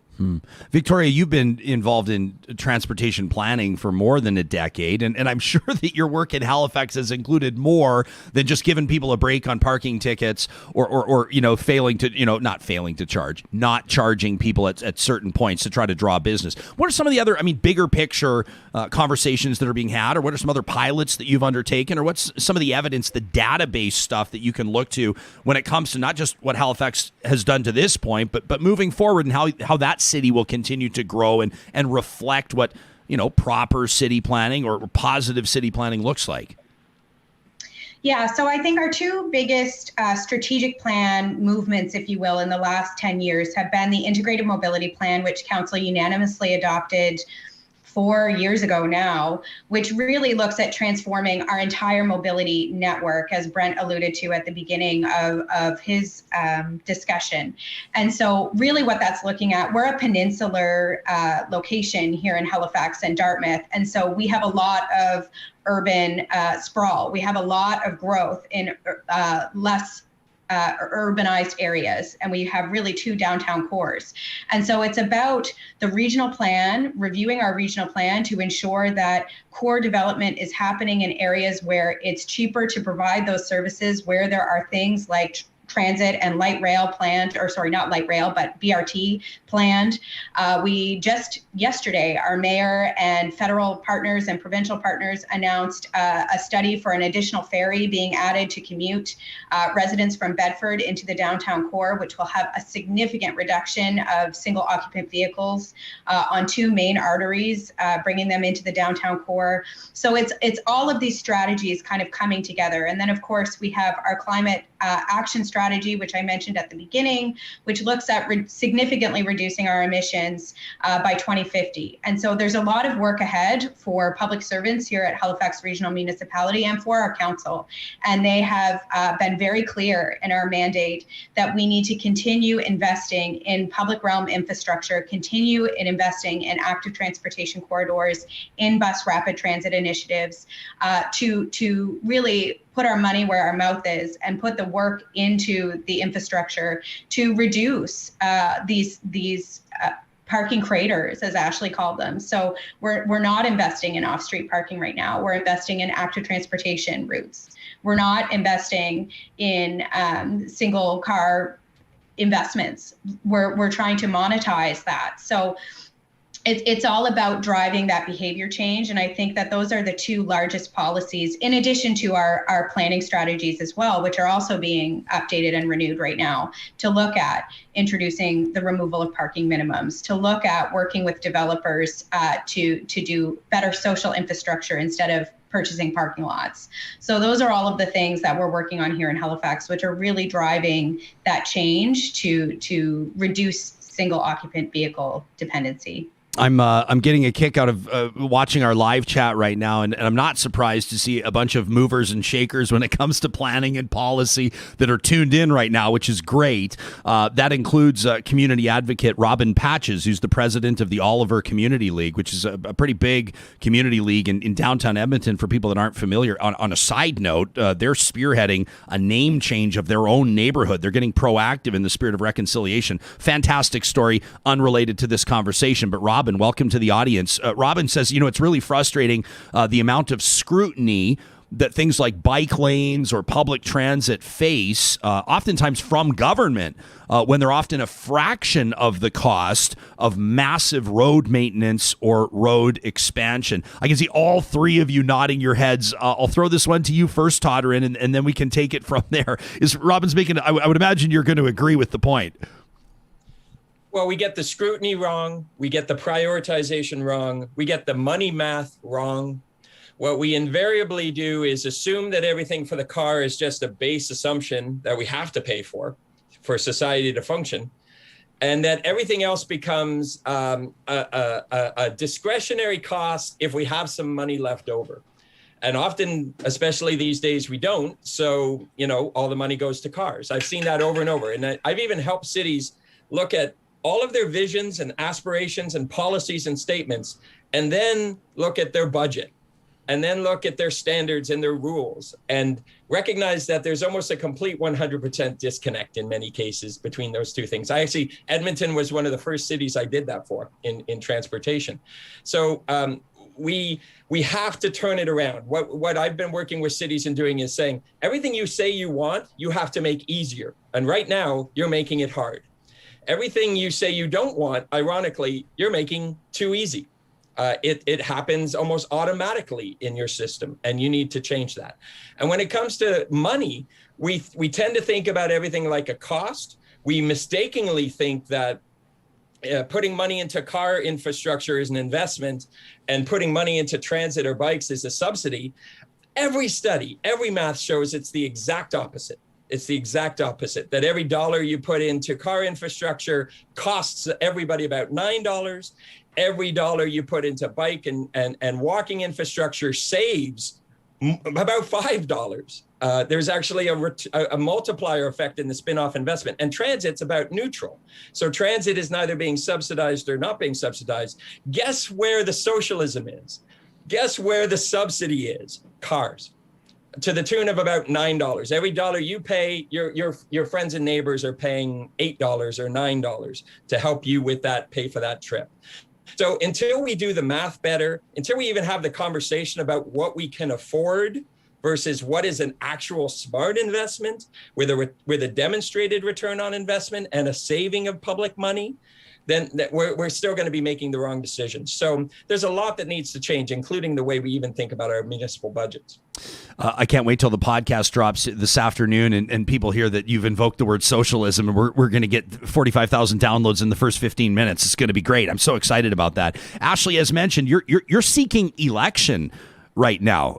Let me ask you this. I know oftentimes that good public policy requires courageous political leadership, data-based, evidence-based policy that's passable, that comes into effect and isn't afraid to ruffle a few feathers. But you're not necessarily in that position yet. Do you have to dial back at the doors? Do you have to dial back your ambition a little bit, do you think, to get that seat on council first? Or do you get the sense that the average citizen, the average urban resident, is open to considering different ways of designing and building cities that could pay off in the long term? What sense do you get at the doors? So, Ryan, at the end of the day, everybody needs to move around our city, and it's about choice. I mean, it's not about dictating how individual residents are supposed to move around our city. It's about giving them options. And, I chat with people on a weekly basis who tell me, I would love to take transit. I would love to be able to ride my bike to work, but they don't feel safe. They don't feel comfortable. Oftentimes it's way less efficient to hop on a bus versus hop in their personal automobile. So there is a desire, I think, for different modes and different options in our city. But as Brent was just saying, we have to be able to put our money where our mouth is and where our values are. And, Edmonton has a city plan that really lays out what those values are. As we work towards a population of 2 million, Edmontonians have told us that they want more options. They want a more climate resilient city. They want to be healthier. They want complete communities, and they want our existing mature neighborhoods to be revitalized. Now, that's what they have told us, and that's what they've told council. So, as a candidate, going in with that knowledge and that understanding that this is not me coming in and trying to say, oh, these are my ideas, this is what I want to do. I want to fulfill the goals that have been set out in the city plan, which is a plan for Edmontonians by Edmontonians. And in that plan, I'm hearing and I'm seeing, and council has been directed to create greater mobility choice. So that's how I approach it, Ryan. Like I said, it's about choice. And I think an interesting thing coming out of this pandemic is we have seen some of those options open up. Over the past year and a half, more folks are out walking and biking around their communities than some have done in the entire time they've lived in their city. And just to speak to that business piece really quickly, that Victoria was talking about earlier, one prime example is on White Avenue. We've seen streets pedestrianized. We've seen lanes taken away from cars and parking and devoted to active mobility, where people have that additional space to walk or bike or roll. And businesses are totally fine with it. They like it. They invite it because they recognize that type of pedestrian traffic, those are the people who stay. Those are the people who spend their money. There's a lot of studies that actually say people who arrive by foot or by bike or by transit, public transit, actually spend more money. Well, yeah, they can drink way more, Ashley. They can drink way more. True. Yeah. Don't drink and cycle. I'm just saying, especially if you walk, take transit or an Uber there, you can drink and spend way more. Not even to mention, Ashley, how many restaurants have we seen? And again, White Avenue, for those outside of Edmonton, what do I compare it to? It's a bit of a stretch to compare it to Robson Street in Vancouver, but it's kind of like it has a bit of a Kensington vibe out of Calgary. I don't know. It's one of those kind of iconic streets that used to have a bunch of awesome independent businesses, and we hope that more of them can come back. But they've been allowing, there have been programs in place to have restaurants offering temporary sidewalk patios as well, which has eliminated a lot of parking stalls. But I don't think that anybody in their right mind, if they're being honest, would be able to look in Old Strathcona or White Avenue right now and say that it's a bad idea, right? I haven't seen lineups of cars circling trying to find parking. What I have seen is tables packed with people, distanced, obviously. Is it like Sarah's saying it's like Quinpool in Halifax? Is that how you pronounce it? Victoria, Quinpool, is that like the same type of area? So we do see different initiatives come in, even if they're pilots, that appear to pay off in the short term. Victoria, why don't we go to you? I want to, as we wrap, give everybody a chance to sort of give us a closing thought or something to think about. And maybe I'll ask it in the context of this question, but this is a chance for the three of you to put anything out there in front of our audience that maybe you haven't touched on yet. 50 years from now, what do cities look like in the context of parking and mobility? 50 years from now, how's Halifax going to look different? Wow, 50 years from now, I am hoping that there are not many cars downtown at all. Our hope and our vision and our goal is that Halifax is a leader in pedestrian cycling facilities, and that it's a vibrant, surviving, thriving downtown. We're known worldwide for our beautiful coasts, our wonderful harbor, our wonderful downtown and entertainment districts. And I'm just so looking forward to, not even in 50 years, in a month's time, seeing that vibrancy return to downtown.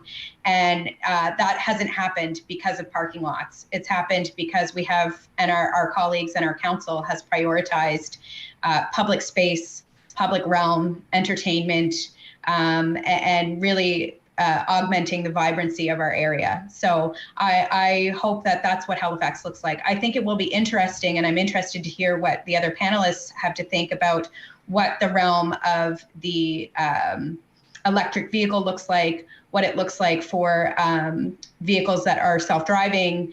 We're really focused on that right now in Halifax, and looking at how we can help development plan for that for the future, mixed use development. So maybe you're building a parkade now, but it can turn into residential development in 5 years.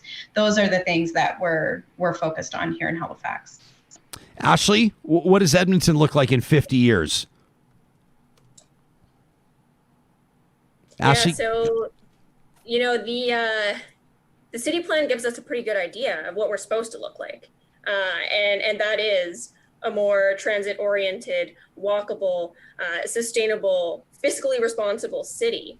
And in that city plan, there's a large focus on something called nodes and corridors, where we're able to build up density in key areas of the city, enough density to support local businesses, enough density to keep our schools open, and enough density and diversity of housing so that people can live in ways that work for them. And the same thing goes on the transportation side, having a diverse transportation system where people have options for how they move around. That's really what is sort of outlined in the city plan. And of course, attached to that is a more climate resilient city. I mean, I think we have to realize here that it's not just about creating really good lifestyles, it's also about, acting on this climate emergency that we're all facing. And I think that through land use and through our decisions around transportation, we can make just a huge step towards climate resiliency and really emissions reductions. So that's huge. On the fiscal responsibility side of things, I mean, if we are able to achieve the city plan, Edmontonians are going to see about a 5% residential tax reduction. So that would be nice in terms of a future city. But at the end of the day, we can have these plans, we can have these visions, but it's going to take courage. It's going to take commitment, and everyday decisions that elected officials are making need to line up with that. So we need to be asking ourselves every single day, is this decision in line with the city plan? And if it's a massive auto-oriented infrastructure project that's going to cost us way more down the line, maybe the answer is no. But if there's a good return on investment and it's an active transportation network, or we're expanding walkable neighborhoods, probably the answer is yes. So that's sort of the 50-year outlook, but it really does come down to making those everyday decisions in line with that future goal. This is literally the first conversation I think that I've ever had with somebody that advocates for more modern city design, more cycle-friendly, less parking, allude to the fact that there could be a 5% tax reduction. That's like the first time I've ever heard it, Ashley. The people that always bang the drums for roads are always the same ones that are promising tax reductions or lower taxes, and the people that are oftentimes talking about things like more modern, intuitive, sustainable infrastructure that oftentimes makes some people a little bit nervous because they anticipate or expect that there's a huge tax hike that comes hand in hand with it, right? And just to jump on that, Ryan, that's why municipal government and the work we're doing here at the municipal level is so fascinating, is because those types of barriers are often broken down. I mean, you can be in the room with someone who is like hardcore environmentalist, totally all about sustainability, wants to see more bike infrastructure for that reason. And then another person who is all about fiscal responsibility, wants to see lower taxes, wants to see more efficient budgetary decisions, and they can be aligned. I mean, that's the thing that's so beautiful about municipal government, because those types of barriers are broken down and you can arrive at the same place.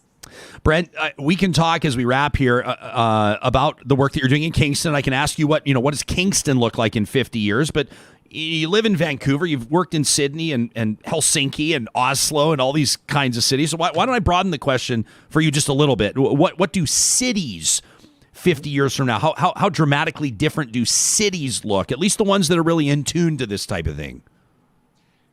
Just before I do that, just to hit on Ashley's point, there can be that alignment that Ashley's talking about, but only if there is real information and myth busting. Because right now there are far too many people that think that everything we talked about today costs more money, when we know that it saves money, period, full stop. And the way we've been doing things is literally the most expensive way we could possibly be doing it. And city after city in Canada is doing the math on that right now and showing that the tax hikes for continuing the status quo would be massive. So if you don't care about climate change, if you don't care about affordability or equity or any of those things, and all you care about is money, you should be all over this. Because it is all about, it's not all about, but it's just as much about how much taxes you're going to pay as it is about anything else we're talking about. Now, other cities. The way we spend the next 5 years will determine my answer about what the cities of the world will be like in 50 years. Period, full stop. There is not enough of a sense of urgency in our city making about the decisions we have to make now. And I say that as a city planner who was trained to be a long-term thinker. I was almost trained to be patient by definition as a city planner, because things happen over time and over generations. Not anymore. We are in crisis eras. We are in, I was talking about the 5 crises of city making before this pandemic. And what this pandemic has illustrated is that, and obviously no disrespect to plan making, because I do plan making, but the thing that will have more of an effect on the way Edmonton or Halifax is than their own plans. Both cities have great plans, HRM by design and the Edmonton plan, great plans. But the thing that will actually have more of an effect is how we react to things like this pandemic. Because what we've seen in cities all over the world is that the cities that react to crisis and make change, not just temporary change, but permanent change that addresses not only the crisis itself, but the pre-existing conditions that the city was facing before, and actually at the same time taught themselves on how to react to a crisis, because we're not good at reacting to crises, as we've seen in the climate emergency so far. Those cities win. Those cities succeed. European cities, Latin American cities are much better at this than we are. European cities transformed themselves after the oil crisis in the 1970s, whereas in North America, we went back to gas guzzling cars. So we've got another chance. Right now, European cities are all of the stuff they did during the pandemic is permanent. And their cities are better, more livable, more equitable, more economically successful because of it. And they're addressing urban pollution. They're addressing all the things that they had and climate change, because they recognize that one of the consequences of climate change is more and worse pandemics. So if you ask me to picture what downtown Edmonton or suburban Halifax is going to look like, I picture in 50 years or even 5 years, I picture what it would mean if we don't get smart and start to address in our city making how we address climate change with its many consequences, including more pandemics. Look at the last 15 months and the effect it had on our cities. If that is not a wake-up call for you on how we're not taking this kind of thing seriously enough and the implications it can have to our vision of success as planners, then we're still asleep. And I say that as someone who used to be patient and was trained to be patient, but I'm not patient anymore. We need a strong sense of urgency in our city making and our city transformations. I know I promised to let you all go, and I promise I will, but Victoria, something's popped up, and I have to get it. So I promise this will be the last question. I promise. But Elizabeth has a really interesting point, and she says, hey, Halifax, this is in our live chat. She says, hey, Halifax, free public transit, not free parking, would drive behavioral change. What would you say to Elizabeth? I say, Elizabeth, excellent point. So Councillor Austin agrees with you and asked for that amendment right on the floor. So staff are in the process of writing a report and returning back to council with free transit options as well for the summer. So we don't disagree. Again, the report and the resulting actions we responded to what council asked for. We presented a couple of options, and we presented the best option that we felt best aligned with business recovery and best aligned with the quick time frame to implement. But I don't disagree. We're hoping to have council endorse free transit as well over the summer, and staff are working on implementing that throughout the summer months. So free transit and ferry in Halifax. All right, we'll keep an eye on what happens in Halifax. That's Victoria Horne from Halifax Parking Services, Brent Toderian from Toderian Urban Works out of Vancouver, and of course urban planner Ashley Salvador out of Edmonton. Thanks to the three of you, and have a great weekend. Our pleasure. Much appreciated. I'm sure that something of what you've heard today has resonated with you, and I look forward to having this conversation continue. I suspect that our hashtag will blow up this afternoon when the podcast drops and our subscribers have a chance to start listening to this show, and we do want to hear from you, the hashtag RealTalkRJ, and of course you can send us an email anytime to talk@ryanjesperson.com. I've really enjoyed keeping an eye on the live chat, Sarah, and there's a lot of talk about an evolution to cycling and some of the predictable pushbacks, which I don't think necessarily imply that people are stuck in the past. I mean, some people are saying, listen, urban sprawl has been the biggest detriment or has been the biggest factor against the cycle commuter, in a long time. Other people are saying, hey, listen, some people are saying, I chose my place. I mean, we bought our house because of how close it was to work, or it allowed more walkability, or these types of things. I love that people are talking about it. We don't expect that everyone's going to agree on everything, but some pretty great points from all three of our panelists today. Yeah, I found it very interesting to hear, I mean, especially in Halifax, the idea that businesses, and I guess it's what happens in a lot of municipalities. Businesses throw around anecdotal claims that we need parking. Yeah. And then councillors feel pressure, and then councillors then say, okay, we need a plan for this. Our constituents are saying this. And I just want to go back to the data. And I think I just really appreciated the points around what does the data say? And the data says people that bike and walk, cycle, roll, whatever you want to say, they have the ability to make more frequent stops. They are more likely to be the folks that are in there buying stuff and trying stuff and window shopping. So I also know I bring anecdotes all the time, which I know are not evidence.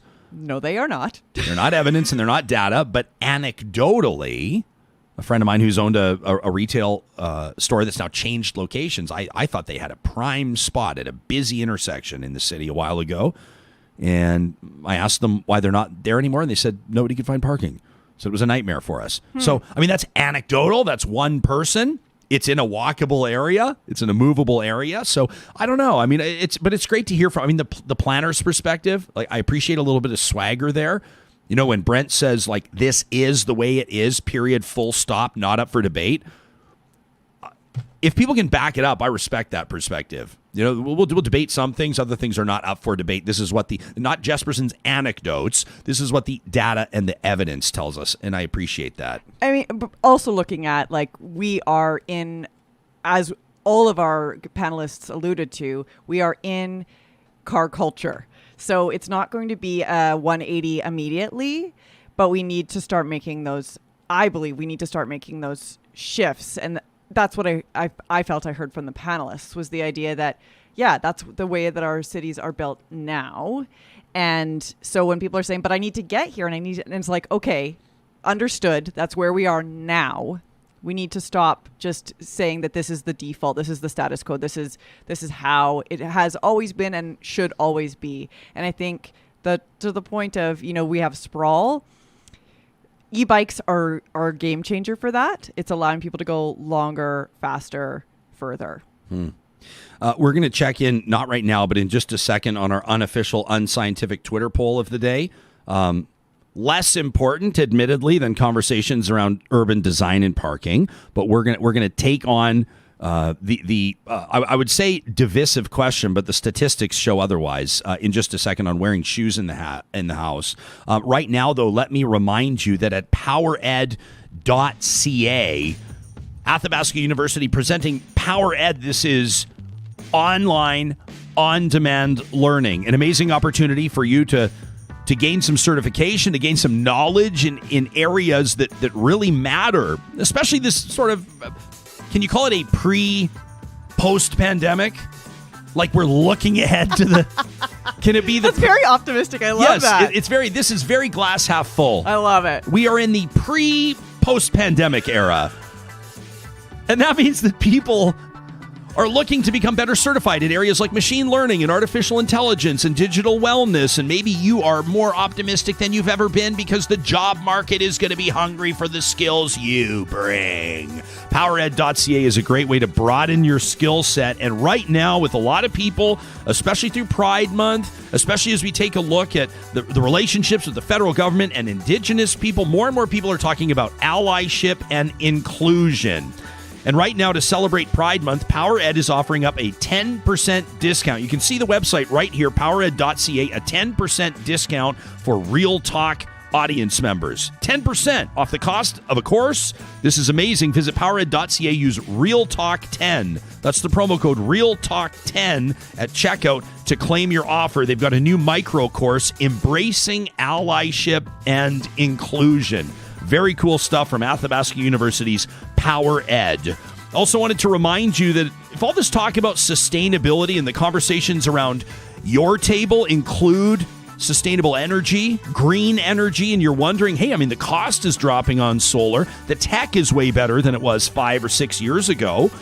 Maybe today's the day to look up kubyenergy.ca. Jake and his team have head offices in Edmonton. They're working out of Kamloops, 2 teams across Western Canada doing all kinds of solar installations. You don't have to know the first thing about it. That's why you go to the experts at Kubi Energy. And a reminder, Kubi presents Positive Reflections every Monday. If something has absolutely made your day, if something has just infused joy into your life, if it's filled your bucket, like we say in our house, we'd love to get your email to talk@ryanjesperson.com. Label it Positive Reflections and send us what you've got.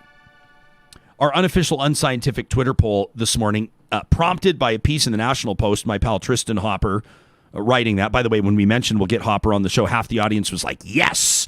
And then the other half on the live chat were like, boo! And I thought, perfect. Perfect. Mwah! Yeah. Is it okay to wear shoes inside the house? As of right now, this has been up for, about an hour and 20 minutes. We've got 1,800 votes. You hit something there. You hit a nerve. I don't know if it was me or you, but somebody did. 80% of respondents, like 80.2, 80% on the nose say hard no. And what you've done here, Hoyles, in putting this unofficial unscientific poll together, what I like about what you did, you didn't pussyfoot around it. You didn't tiptoe in the tulips, as my pal Laws says. You didn't leave a third option of it's complicated or it depends. You have yup and hard no. Well, I just felt like I wanted some divisive, or I should say decisive rather, not divisive, decisive polling. Well, you wanted divisive, let's be honest. It's okay. Producers never want to go on the record and say I was trying to be as divisive as possible, but you knew what was going to happen. You knew exactly what was going to happen. T-Rex says, wearing shoes in the house says that's the nuttiest thing that Americans do. Well, maybe except for the time they voted in Donald Trump or their obsession with guns or their privatization of healthcare. T-Rex is a physician, says, but I digress. Brian says, I grew up in a hard no Canadian household, no shoes in the house, but I married an American from a big yup household. So he says, now we have a not a big deal, but only if it's a clean house. Here. Interesting from Brian, the cross-cultural communication going on there.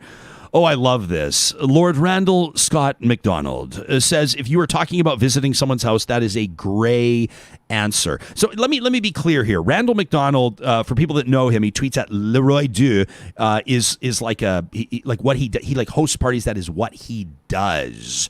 I've, as a matter of fact, attended a party at his house back in the day, and I brought a second pair of shoes, beautiful patent leather shoes. I mean, this guy is does not mess around. His apartment looks like the Palace at Versailles. like I'm serious. So I brought extra shoes to wear to his place because I suspected it was going to be that kind of a party, and of course it was. He says, but you must be invited by your host to leave your shoes on. He says, now if you're a host and you don't mind, then let people know they can bring indoor shoes so that they're clean, and then there's no confusion. Peter, just in all caps, no. And for the technical producer in the back, no, says Peter. Dylan says, absolutely not. I love this is becoming like a pile on Americans thing. He says, that's the one thing I always notice in American TV shows and movies, shoes on in the house. It's disgusting. Jenny says, respectfully, clean shoes are fine if you're planning to be in and out from the yard. If you're staying for a length of times, you don't need them for pain or walking support. The polite thing to do is to remove them. Paul, I like Paul's nuanced answer, says on carpet, definitely not. On hardwood or tile, sure, sometimes. He says summer only, of course. And that's a different thing, too, right? In the middle of winter, you're walking into your, I don't know why I wanted to say galoshes, but like, what? I'm thinking of Beverly Cleary and Ramona the Brave and the wet galoshes. But anyway, he says moving into the house a lot when you're on your deck having a barbecue, leave your shoes on for sure. Chris is in a wheelchair. Says, I've got to clean my floors every couple of days where your shoes doesn't make a difference. What a great point. Yeah. Chris's shoes, so to speak, the wheels, they're indoor, outdoor, right? Chris has got to keep it clean. I mean, that's what I would wonder about, because the shoes, summer or winter, whether or not it's like moisture, there's still germs. And so to Chris's point that he's cleaning the floors every couple of days. Yeah. Amy says, I voted no, but I do think that some households have like inside shoes, and the practice is common in other cultures like Japanese cultures. Oh, I guess I could have put in the Twitter poll. Is it okay to wear shoes from the outdoors to the indoors? But now you're getting too complicated. Yeah, that's true. Now we just like yes or no. To me, it's a yes or no. It's a yes or a no. And to me, it's a no, hard no, except for I'm a hypocrite. So it would be like sometimes. So it'd be like hard no, except for like if you're in a hurry or you this, that, and the other. But I would also say like, I'm going to get a little bit off track here. I know it'll surprise everybody. But I think of like our home is 108 years old. And so like the wood of it is a beautiful thing. And we recently had the hardwood floors redone, but not completely renewed. In other words, we wanted some of the dents and the grooves, like some of them. And we needed, it needed some repair. It needed some attention to allow it to be there for another 100 years. But the dings and the dents, to me, you know what those are? Those are like sock hops. Those are family parties. That's like someone I'm making all this up in my mind. Those are memories. But it's like someone came home from World War I or someone came home from World War II and the family threw a big party and someone like dropped a cigarette on the floor and it like burned its way in, and then someone dropped a thing and it scuffed and they'll never forget it. And the hand railing that's 108 years old, like what happened? Like was a young girl coming down for her high school graduation and her mom saw her for the first time and burst into tears, or was there something where like the mom to be was like grasping the hand railing and said and announced that she was expecting for the first time and there was joy and all that. Like I envision the touch, the nature of it. Like I lay on the floor. I'm like a real off camera. I'm a bit of a weirdo, but like I connect with places and I connect with spaces. And I think that like if you're having the big welcome back from World War II party, you got to have the shoes on in the house. It's a party for Pete's sake. So I think that there's still no shoes. Jeez. It always makes me feel like I'm at a kid's birthday party. You show up and you bring like a nice bottle of scotch and you come in and you're all dressed up and your shoes perfectly match your belt. And then everyone's like, shoes off at the door. When does Ronald McDonald show up to make balloon animals for everybody? It just feels a little... So you're saying that wearing shoes inside the house is the adult thing to do? What I'm saying, and don't you put words in my mouth.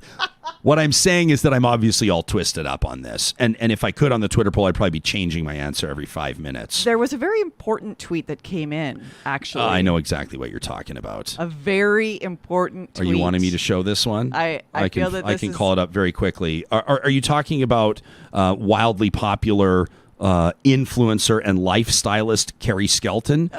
I think I would be. Are you talking about she behind CarrieSkelton.com, who just happens to be my wife? You can see right here she's retweeted what we're doing, and she says, "Oh, I'm so glad you're doing this poll." She says, "I'm so glad you're doing this poll."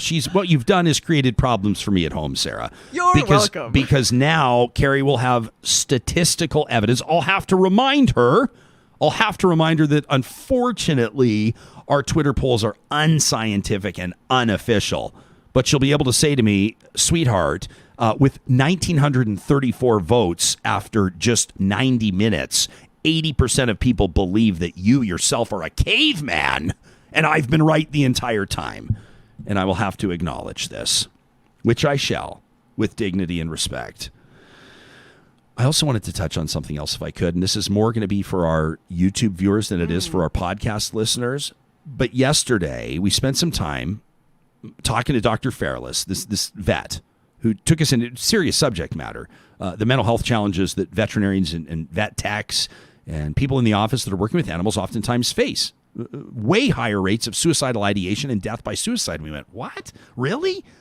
Maybe not totally a surprise once you start to think about it, once you start to get into it, but a really powerful conversation. What I think was even more powerful, not like it's a competition, but you and I started talking after. And when we started speaking after, and we started talking about pets, and you and I didn't plan on doing it, Sarah. We didn't plan to be talking about this, but it started this conversation that continued through the day, and everybody started sharing their photos. I'd like to kick this off by recognizing an animal that's very special to me. So if we could get this photo up, this is Moses, and this is our boxer. He is an absolutely beautiful, beautiful boy. And he is just on his best behavior. You can see here with his bow tie. This photo is from his feature in Avenue magazine, where he was one of the featured dogs of Edmonton. He was on the centerfold with Connor McDavid's dog, and Moses was very proud of that. Moses today turns 9. It's Moses' birthday today. Happy birthday. And so we will be celebrating him. Last year for his 8th birthday, I didn't forget his birthday was coming up, but I sort of lost track of the way that the household works. And I looked into the fridge, and Carrie had just gone shopping at Friesen Brothers. And I was like, oh, wow. I was like, wonderful. We have this grass-fed ground bison. And she heard me. I was like, ooh. I'm like, bison. She's like, leave that alone. She's like, that's Moses' birthday cake. That's for Moses'. I was like, oh, what do we get? Like Smokies. And Moses will be eating like grass-fed bison tonight. He'll be getting his birthday cake. But he might share. Yeah, I mean, you don't know Moses. No, he won't. He's like, who's a good boy? And he's like, I'm a good boy. And you're like, Moses, you're so sweet. And he's like nuzzling up to the 3-month-old infant. And everyone's like, oh, boxers are so wonderful with kids and they're so good. And then another dog will come sniffing around Moses' food. And he's like, and you're like, oh, jeez. Whoa.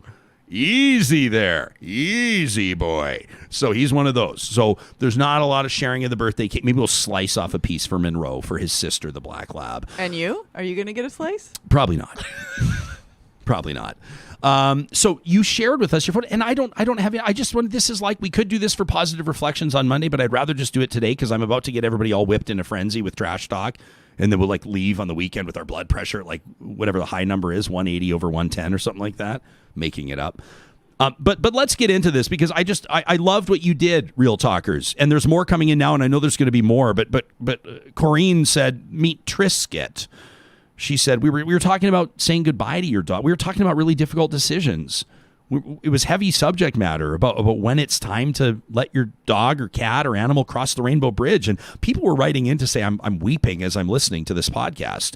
And Corrine said, meet Trisket. She said, our dogs have always lived their best lives, and we've always held them as we've let them go. We owe them that much. Corrine says, also, I'm crying. I just want to scroll through. Look at this, Brad. This is Daisy Dane. What a beautiful, beautiful girl. MJWS says, if you got no fur babies, you got no character. I mean, I love this. Look at this. Albert says, this is my little feral cat. Adopted a street kitty. Lots of claws and teeth at first, but he's really grown up. Says, keeping this little guy fed and happy is one of the main reasons I'm still alive. What a comment from Albert. I feel so... my heart hurts for Toby, who says, we lost our Copper, beautiful spaniel. We lost Copper on Mother's Day 2020, who passed after surgery. What about this from Nancy? Nancy says, this is Andy and Corky. They were best buddies the second they set eyes on each other. Says, both have passed on now, several years away. My eyes are filled with tears. My lip is quivering. If love could have saved them, they would live forever. Nancy, that is so beautiful. Sheena shared with us Chino. Look at Chino. Handsome boy. Chino kind of strikes me as what I was just describing as Moses, like, oh, you're such a good puppy, and then like, do not mess with Chino, right? Chino was born to a street mama, says Sheena. Rescued at 10 weeks, malnourished, timid. Sheena says rescuing is the most beautiful experience. He is grateful, brilliant, gentle, and a serious fan of cuddling. We're lucky to be his family. That from Sheena, who says vets are heroes, by the way. Look at this. The husband of Sharon says, Ms. Bailey Bones supervising my Twitter. I love it. Mike shares another photo of Fergus. You remember we celebrated Fergus on Positive Reflections a couple weeks ago. He says, here he is with his younger brother, Clark. Shitter's full, Clark. No, probably. Am I missing a reference? Fergus and Clark, is that from a movie? Did you hear about? No idea. You remember hearing my thing when I really stepped into it when Sam Brooks exhibited me as having like zero cultural knowledge? Was he talking about the Sharks and the Jets? Yeah. And I was like, we're talking about rivalries, and he's like, that's like the Sharks and the Jets. I'm like, that's not a rivalry. The Sharks and Jets have never had a single playoff series. What are you talking about? And he's like, West Side Story, man. West Side Story. I was like, right. Nancy, they rescued their elder pup Josephine 3 years ago. But I love this. Nancy says it turns out she rescued us. I'm grateful. Look at these eyes. She says, I'm grateful each and every day that she chose us. Mike, Vinny Van Gogh. Look at this. Look at that. Is that a husky or a Malamute? I'm not sure. Very Malamute-y. Yeah, it says Vinny Van Gogh is my best friend and he tries very hard to be a good boy. Vinny Van Gogh. Look at that dog. That's the type of dog where you look at that dog and you go, dogs came from wolves, and you go, yeah. Absolutely. Yeah, Vinny Van Gogh is the guy that, like, if you're the thief, if you're the burglar coming in through the doggy door and then you see Vinny Van Gogh waiting for you on the other side, you're gone. Okay, bye. Oh, look at this from Gary. Gary says, we said goodbye to our Stitches. Stitches, Mark. Oh, pardon me, March. So the Stitches, on March 7th, they said goodbye, almost 18 years old. Stitches. May beautiful Stitches rest in peace and power. Love this rink rat. I love the hip reference. Opie on the left and Grace, too, on the right. Look at those dogs. Crazy James, this is Dinah. What a beautiful cat, letting James know that she is the boss. James, you work in sports memorabilia. What's up with all those McFarlane figurines? Cujo on the Oilers? You kidding me? Marley said goodbye to their penny girl in November. She says the only upside to the pandemic, her last months were happy, with longer walks, more playtime, and endless snuggles. Marley says, I miss her every day. This pandemic's been really good for animals, I think. Really good. I mean, that's a very general statement. I mean, there have been lots. I mean, some of the shelters were basically emptied right out because people were looking for that pandemic puppy or pandemic pet. Yeah. I think one of the sadder sides is as people are going back to work, either the animals are not enjoying the amount of attention that they were used to, or people are bringing animals into shelters now, or abandoning them because they're just like, well, I don't need you anymore. Yeah. And I just like, pets are family. They are a family member. Oh, did I ask you this? I didn't ask you this on air. Sometimes I'm like, did I ask you this on air or off air? I don't even know if I asked you it at all. I'm actually glad there's plexiglass between us because you might come at me for this question. But my buddy asked me this the other day, and I answered very quickly. Not everyone. Would you sell your dog for $1 million right now? Right now. Come on. $1 million. Absolutely not. $1 million. No.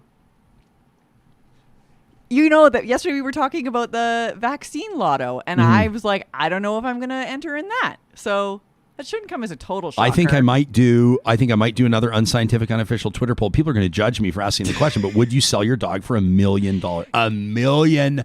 But do you get to see them afterwards, or is it like... Sure. You know what? This is so dark. I'm not going to say who she is across the hall, but we asked one of our, neighbors here.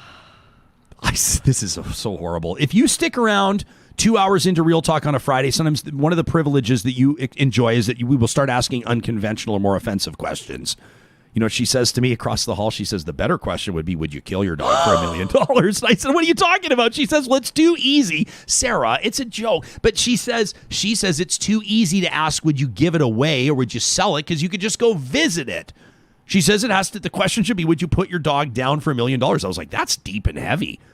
You'd actually learn that. You look so appalled right now. You would learn a lot. I bet you there's people that would. Of course there's people that would. Of course there are people $1 million. that would. Well, this is how we can separate people in society. These are the questions we should be asking. You get more insight. Look at how I've never seen you look so troubled in your entire life. I've known you for 7 weeks, but Oh, so you wouldn't sell your dog for $1 million? never. Do I dare look into the live chat right now and see what people are saying? Do I dare look into the live chat? Daniel says he says I wouldn't sell my dog for $1 million. I wouldn't live to spend it. My wife would kill me. Nicole says, how do you sell a family member? Sandra says you don't Amen. sell a loved one. Miranda would sell her teenager for $1 million. James, not a chance. James would sell his cats for $1 million. Nadine would sell her husband for $1 million, but not her dog. And Blake says money isn't everything. Okay. Okay. And then Doug is coming to the defense of Americans in the live chat, which I appreciate as well. But we've moved on from our shoes in the house conversation. I want to get back to some more of these. Amy, her babies Eeyore and Petite crossed the Rainbow Bridge a couple of years back. Says, I'm so thankful that I work from home. I was crying during Sarah's remembrance of her dog. Loving our pets, says Amy, makes us more human. Steffi shared, we lost baby Ruth on July 22nd of 2018. Look at that beautiful girl. Luckily, we still have sweet Bianca, but she misses her big sister. If people want to see these are all on Twitter. They're all on my Twitter. You can find them. If you're listening on the podcast, you can, of course, check out our YouTube. Yeah. If you like what you see, smash that like button. Robert circled back with us. Remember that beagle named Bruce? Yeah. And you're like, you mean Kipper? So Robert chimes in and says, thank you for remembering Kipper today, a.k.a. Bruce. And then he shares the video of Kipper singing, which is absolutely beautiful. Look at this. Tracy, her 2 rescues cooling off last summer. Lindsay says, my Charlie. There she is out paddling with her Charlie. The best time with the best boy. Marie with a sad story about tacos says, I miss tacos so much. Look at this. Sam Brooks. Sam's not with us this morning. Sam's out in BC. He says Sophie was the best co-pilot. Sam drove his convertible out to BC. And I love that Sophie is Sophie co-pilot. just co-piloting in the front seat. There you go. Genevieve shared a photo of Remus. Look at that beautiful brindle. Says he would like this moose jaw bone that I found in the woods. Look at that. Look at Remus. What a beautiful, beautiful pup. Patrick shared a shot of Ryder, who was recently diagnosed with cancer. Ryder, we wish you the best. Cody says, this was my dog, Smokey. He was an older dog. When this photo of us was taken, he'd watch over me when I was a baby, and when we had to put him down, it devastated me. Says, I still miss him 20 plus years later. These are, I feel terrible. I don't have time to go through all of these, but you get the idea. Kim is sharing a beautiful photo of Hondo and Bert in the shower from DK and Daisy, who Marie rescued from the Lethbridge pound until they had to put her down. Severe pain, arthritis. Look at this. Atticus, Chewy, Gordy, and Ash, beautiful kitties. Squeak, Clinks, and Bones. I mean, everybody's these. Oh, Belle was 14 when she developed congestive heart failure. Racky Pancholi, MLA out of Edmonton, chiming in. We said goodbye to our Sammy last year. Says the one silver lining of that first shutdown, that pandemic shutdown, we got to spend a lot of time with him in his last 2 months. And Racky says we miss him every single day. I think that's what I love. I feel reassured by it because I still, like, every damn day I miss Emma. Every damn day. I have another dog. I love Ranger, like, wholeheartedly, but there will always be that spot in my heart for Emma. Always. Was Emma, this might be, I should know the answer, but I don't. Was Emma your first dog or no? Okay. My first dog, like my dog and my dog alone. Your first dog. See, Moses is my first dog ever. Oh, wow. Yeah. So I kind of have this thing with him, right? He eased into it with me. We picked Moses up. He was 8 weeks old. Oh. We pick him up at the breeder, don't pile on me because we didn't rescue him. The breeder, it's funny. That's a whole other conversation too, isn't it? Sure is. Sure is. And Carrie and I have had conversations like, she's like, our next dog will be a rescue. And I was like, as long as it's a brand newborn boxer, I would love to rescue it for sure. And so we go to the vet and we pick him up and he's like 8 weeks old and he's just this beautiful boy. And we get him, they do all the weighing and the measuring and everything. And then they say, so here he is. And I'm looking at him and I'm just looking him in the eyes and he does that thing that boxers do. And then we put him into the kennel and we close the back hatch of the Jeep and we get in and I was like, really? Like, we had been together for 38 seconds, and it was putrid, and I was just laughing the whole time. I was like, buddy, you and I are the learning curve's going to be steep here. And now it's like, now he still kind of does that. This is gross, but Moses will be out, and he just trolls me. I'll be out in the backyard with the shovel, and I'm like picking up in the yard, and he'll look at me right in the eyes and squat down and go as I'm like, really, Moses? Really? And he maintains eye contact with you? He maintains eye contact the entire time. Here's a fresh one, buddy. Since you're cleaning up already, I might as well. I think it's more like he's just reminding me the power structure. Yeah, who's boss? He's reminding me who's boss. Yeah. Unbelievable. What a week it's been. You know how we wrap up our weeks here, and we want to wish you all just an absolutely wonderful weekend. Father's Day, I know for some of you it's going to be really painful and difficult. For some of you, Father's Day probably pisses you off a little bit, and for many of you, it's a day of immense and enormous celebration and gratitude. Whatever your situation, we'll be thinking of you. We'd love to hear from you through the weekend. Before we sign off, I want to remind you that our question of the week is up right now at ryanjesperson.com. We're asking you to chime in on the question that Premier Jason Kenney wants to ask you coming up in October. It's the chance to chime in on that referendum question. Should the commitment to equalization payments be taken out of the Constitution? We're hoping to have more than 1,000 respondents. You can be one of them by going to ryanjesperson.com right now. It's at the top of the page. Takes literally 2 minutes, and we'll look into those results either Monday or Tuesday morning. I think Monday. The team at Local Waste for more than 25 years has been independently family-owned and operating across the province of Alberta, but they're growing and expanding, and they're also making sure that their clients, their partners, their customers, and potential customers know what the landscape looks like when it comes to waste management. There's a bit of an issue right now with another company, a new player in the market, what it appears to be kind of misleading people and almost allegedly tricking them. You see how careful I am when I say this? Almost allegedly tricking people into signing new deals that aren't the best for their business. Local Waste sniffed it out. They saw that stinks, and they want to make sure that you remember anytime something stinks when it comes to your business, you should get in touch with Local Waste. Give Mikkel a call and say, what the hell is Jesperson talking about, this shady business? He'll know what we're getting at. He'll bring you up to speed. Make the decisions best for your business with Local Waste at localwaste.ca. You know, each and every Friday, the team at Local Waste also gives us an opportunity to get things off our chest. We receive emails to talk at ryanjesperson.com. We put them in front of you. It's a little feature we like to call Trash Talk.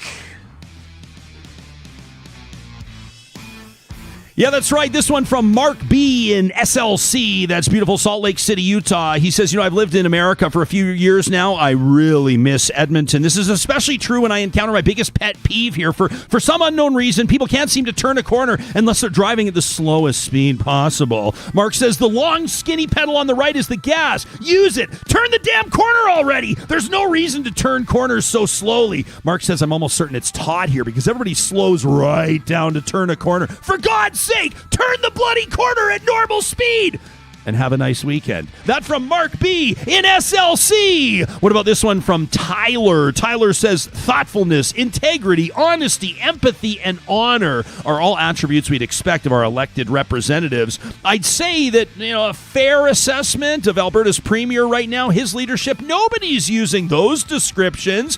Asshattery, callousness, lies, complete disregard for the sanctity of human life. Says, I don't know. Seems to me this guy doesn't give two shits about people, including people dealing with addictions. Check out the numbers, knucklehead. People are dying because of shitty policies. Says Tyler, I'm tired of this garbage. In a sense, though, this trash talk submission is a thank you rant. He says, you guys have pushed me into action. Jespo, Sarah, Sam, this platform is making me more aware that I need to get further engaged. Try to be a better human. He says, you know what?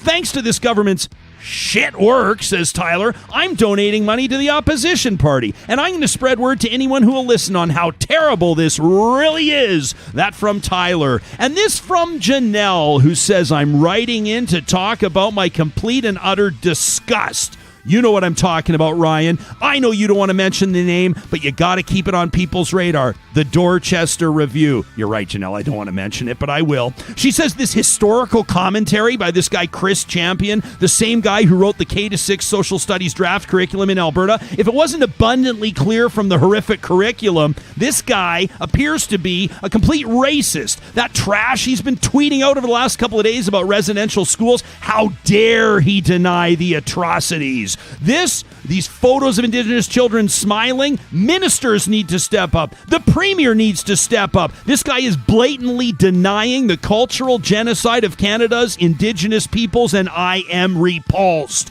In Alberta, we need to work on being anti-racist, not allowing heinous racist actions, and the likes of this guy go challenged and unreprimanded. The province is watching. Our youth is watching. Our Indigenous communities are watching. Our marginalized groups are watching. The Premier needs to act. The Premier needs to have this social studies draft curriculum rewritten. This must be undertaken for the future of the province and for actual truth and reconciliation to take place. Our government needs to do the right thing.